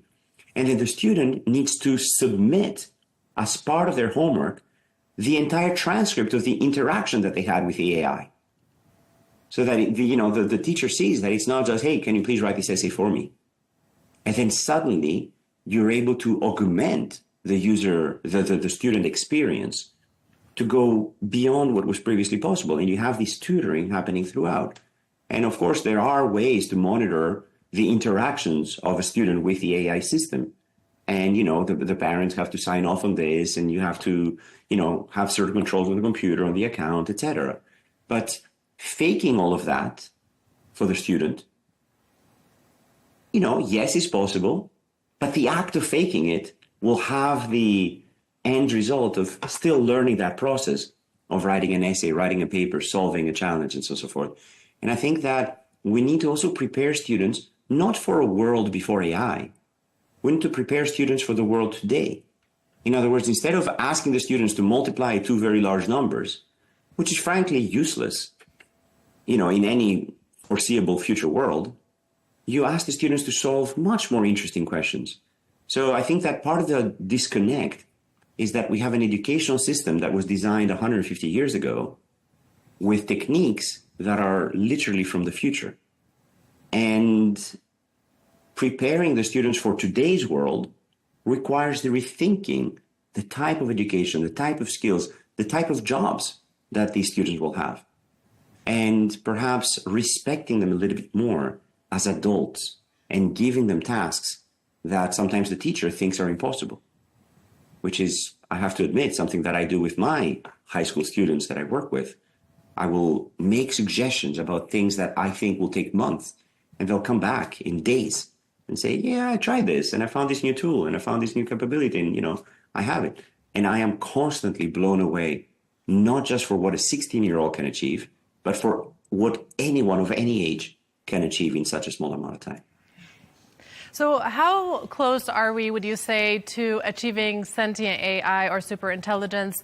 So could we see AI that possesses self-awareness, emotions, or even consciousness? And what kind of impact will this have on humans if that happens? The question is, A, whether we want that or not. And I want to distinguish different types of AGI. I mean, like a lot of people are thinking of superintelligence as necessarily sentient intelligence. And it doesn't need to be that way. Superintelligence can simply be surpassing humans in any one task. And then for many, many tasks, we have superintelligence already. Computers are able to play chess way better than we can. They're able to play Go way better than we can. They're able to solve equations and sometimes math problems way, way better than we can. So for those tasks, I would argue that AI is already super intelligent. It surpasses the vast majority of humans. I would say 99% of humans, it can already surpass in countless tasks. So that is super intelligence. The second one is general super intelligence. In other words, being able to surpass humans in the totality of human cognitive tasks. And I would say that we're still not there. I think that the ability of humans to reason, to be grounded, to bring together information from different places, to extrapolate, sometimes from their own physical experience, to think about creative solutions that are beyond what has been done before in any realm, I think that's something that's uniquely human still. So artificial general intelligence, we're still not there. As for this sentient intelligence of having a self-awareness, having a concept of oneself, This becomes a tricky situation. First of all, I'm not sure we want that. I'm not sure we need that. I think we can achieve so much with AI just being a non-sentient, super intelligent companion. And, we could agree not to push the frontiers of sentience. The second aspect, however, is, and there's a lot of philosophical debate for hundreds of years on this, what does it mean to be sentient? Does it mean that you know why you're doing something? Does it mean that you know how you're thinking and you can reason about your own thinking? Number one, in that realm, AI is already able to do that, or at least to fake that, to the level that humans can. You can ask AI, hey, why were you thinking that? And it will reason about its own reasoning, similar to how humans reason about their own reason. But now the question is it faking it? But to that I will answer, are we faking it? And there's a lot of evidence that we are faking it. There are cases of humans with a severed corpus callosum, which is the part that connects the two hemispheres of the brain. When we say about our frontal cortex or about nearly every part of our brain, of our neocortex, is actually there twice. And if you sever the connection between the two halves, each one can reason somewhat independently. And you can ask a patient by showing them, closing one eye and showing them a piece of paper that says, go get a beer in the fridge next door. And then they go and do that. But on the way back, you close the other eye and you now ask them, why did you get the beer? They will say, oh, I was thirsty. So you can think of the brain as an employee who never wants to be caught not knowing, who will make up a story to explain their own behavior. And sometimes is faking that self-awareness. How many times have I gone into a room and picked up the wrong object and come back, continue doing tasks, to only then remember, oh, no, I need this other thing. And then I go back and get that other thing. So our brain will very often make up stories that will explain our world around us and sometimes the world inside us, the actions that we're taking, without being fully on top of things. So maybe we're faking it, and maybe the AI is faking it, and maybe that's fine. And again, philosophers have argued a lot that I know I'm conscious, and you know you're conscious, but you have no idea whether I'm actually conscious or I'm just faking it. And I have no idea whether you're actually conscious or you're just faking it. And again, it goes back to this whole, what is self-awareness? And can we ever be truly self-aware? Can a particular neuron reason about its own reasoning, or can it only reason about the reasoning of other neurons? And so on and so forth.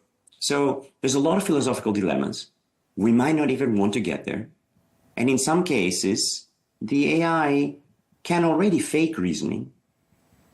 And because of all of these layers upon layers of abstraction that modern billion parameter systems are able to have, it is possible that consciousness may have actually appeared somewhere in those neurons, or at least some primitive form of consciousness.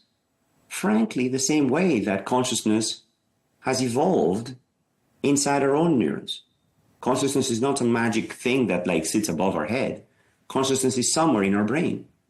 And the question is, what is the basis for human consciousness? What group of neurons is responsible for that, and what are they doing? And maybe they're faking it, just like the machines are. So you mentioned you think that AI has already surpassed human intelligence, at least 99% of it, you said. So can it get to the point where we lose control over AI? And if that happens, what might be the consequences? So let me be clear. I did not say that. I said that for many tasks, for many specific tasks, it has surpassed human intelligence, namely human capabilities for that one task. So I want to be very cautious there, because I didn't say that it has surpassed human intelligence. However, for many of these tasks, it is superior to our capabilities. Did humans stop playing chess? No. Chess is now more popular than it has ever been in the history of chess. More humans are playing chess than ever before. Does it bother us that we'll never surpass the machine? Not at all. So you can think of chess as one of those activities that is training the human mind for strategy, for reasoning, for long-term planning, short-term gains, making a mental model of the opponent, of what they're thinking, of how they're attacking, of being able to distribute resources, being able to sort of have multiple goals, short-term and long-term goals, being able to sort of have distractions and so on and so forth, which frankly train young children to achieve many of the things that they will need as adults. So does that change the relationship that we have with, intelligence? No, we're perfectly comfortable calling a child intelligent, even if we know that machines are way more intelligent than they are at those tasks. Now, your question is also, when AI surpasses human, perhaps general intelligence, will it want to take over? Will the Skynet of the Terminator series become self-aware and want to destroy us? And again, the question is, number one, do we want to encode this type of self-awareness? Do we want to program it to achieve self-awareness, which I'm not sure is a necessarily needed goal? And number two, will it have the same desires and impulses as we evolved species have to want to take over? And the answer is not necessarily, unless we program it to want that. So what I would say is that, yes, it's absolutely a risk that malicious goals can be achieved with the help of AI, but that there's always a human in the loop. It's possible that AI will surpass us in many, many individual tasks. It is possible that AI will also surpass us in general intelligence. And in terms of self-awareness and wanting to, eliminate and destroy humans, I would perhaps refer you to the Matrix trilogy of keeping humans around because they're kind of interesting and they can think outside the box and they can, maybe surprise us sometimes. And these syllogisms that Agent Smith has, speaking with Neo, about the machine, trying to figure out what it is that humans really want. And it comes down to that choice of, humans. But again, there's philosophical discussions about whether we truly have choices or whether those choices are in fact the result of circumstances, whether you can predict human choices in the short term, but you can't predict them in the long term, whether by the time we're consciously making a choice, our brain has already chosen and we're just executing that choice. So anyway, there's I think a lot of philosophical debates. I don't have all the answers, and I don't think any of us has all the answers about where this balance lies between humans and machines in consciousness, in the goals, in volition. Maybe the desire to take over is not necessarily a product of evolution. Maybe any sentient entity sufficiently powerful will decide that humans are a nuisance and they're not even entertaining, like Agent Smith would think. And, maybe in order to answer all of the questions in the universe, the AI will need to eliminate humans first because they're, standing in the way. But I can imagine a scenario where after it has conquered all of humanity or enslaved them or sort of created the Matrix, the AI basically realizes that, okay, now I know every answer in the universe. I am kind of bored. I wish that humans were still around. So anyway, we're many science fiction movies away from this. And I think that in the near term, AI can be a force for good. I think that super intelligence in so many tasks is absolutely a goal of my research, a goal of many people's research. And I think it will be needed to elevate the human condition to levels that we have not previously reached. I think that it will allow us to achieve perhaps levels of empathy, of generosity, of altruism that we have never before seen, levels of education, of growth, of kindness, of taking care of the elderly and of our loved ones that, again, have never been before achieved. And I think that having an AI assistant for every working professional, having an AI tutor for every student, having an AI, co-teacher for every classroom, I think will be a net benefit for all of humanity. We still live in a world of limited resources where, energy is not infinite, food is not infinite, space is not infinite, resources are not infinite. And therefore, human conflict continues. And there are, unfortunately, still so many struggles in the world.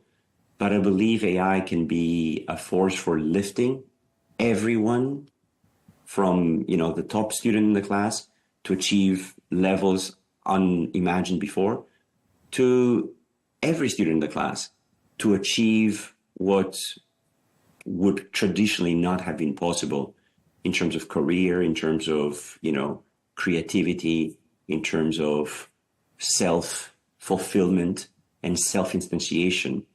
So I'm an optimist. I think that we can truly achieve a lot with the help of AI, improve the path of humanity to levels never before seen, and that we need to be very cautious about the self-consciousness part of AI, because that's the place where some of these unexpected behaviors can sometimes arise. And I would argue that perhaps we don't need self-consciousness. Maybe next time we can have AI avatar conducting an interview. Let me call the real Manolis and see what he thinks about that. Professor Manolis Kellis, thank you so much for your time and your insights. Joanna, thank you so much for the great conversation. Really enjoyed it. Bye-bye.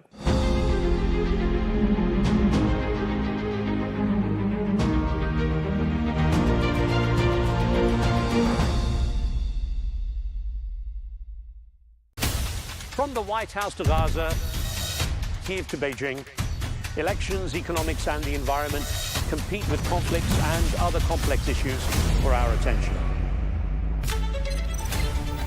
In an age of fake news, deepfake and artificial intelligence, they've got to have a vote and a say. It's important to look beyond the loudest voice to understand the truth. From newsmakers to groundbreakers, My campaign is going very well. Presidents, prime ministers, princes and peacemakers, and cultural tastemakers. As Arabs, as Middle Eastern, we're too emotional. Join me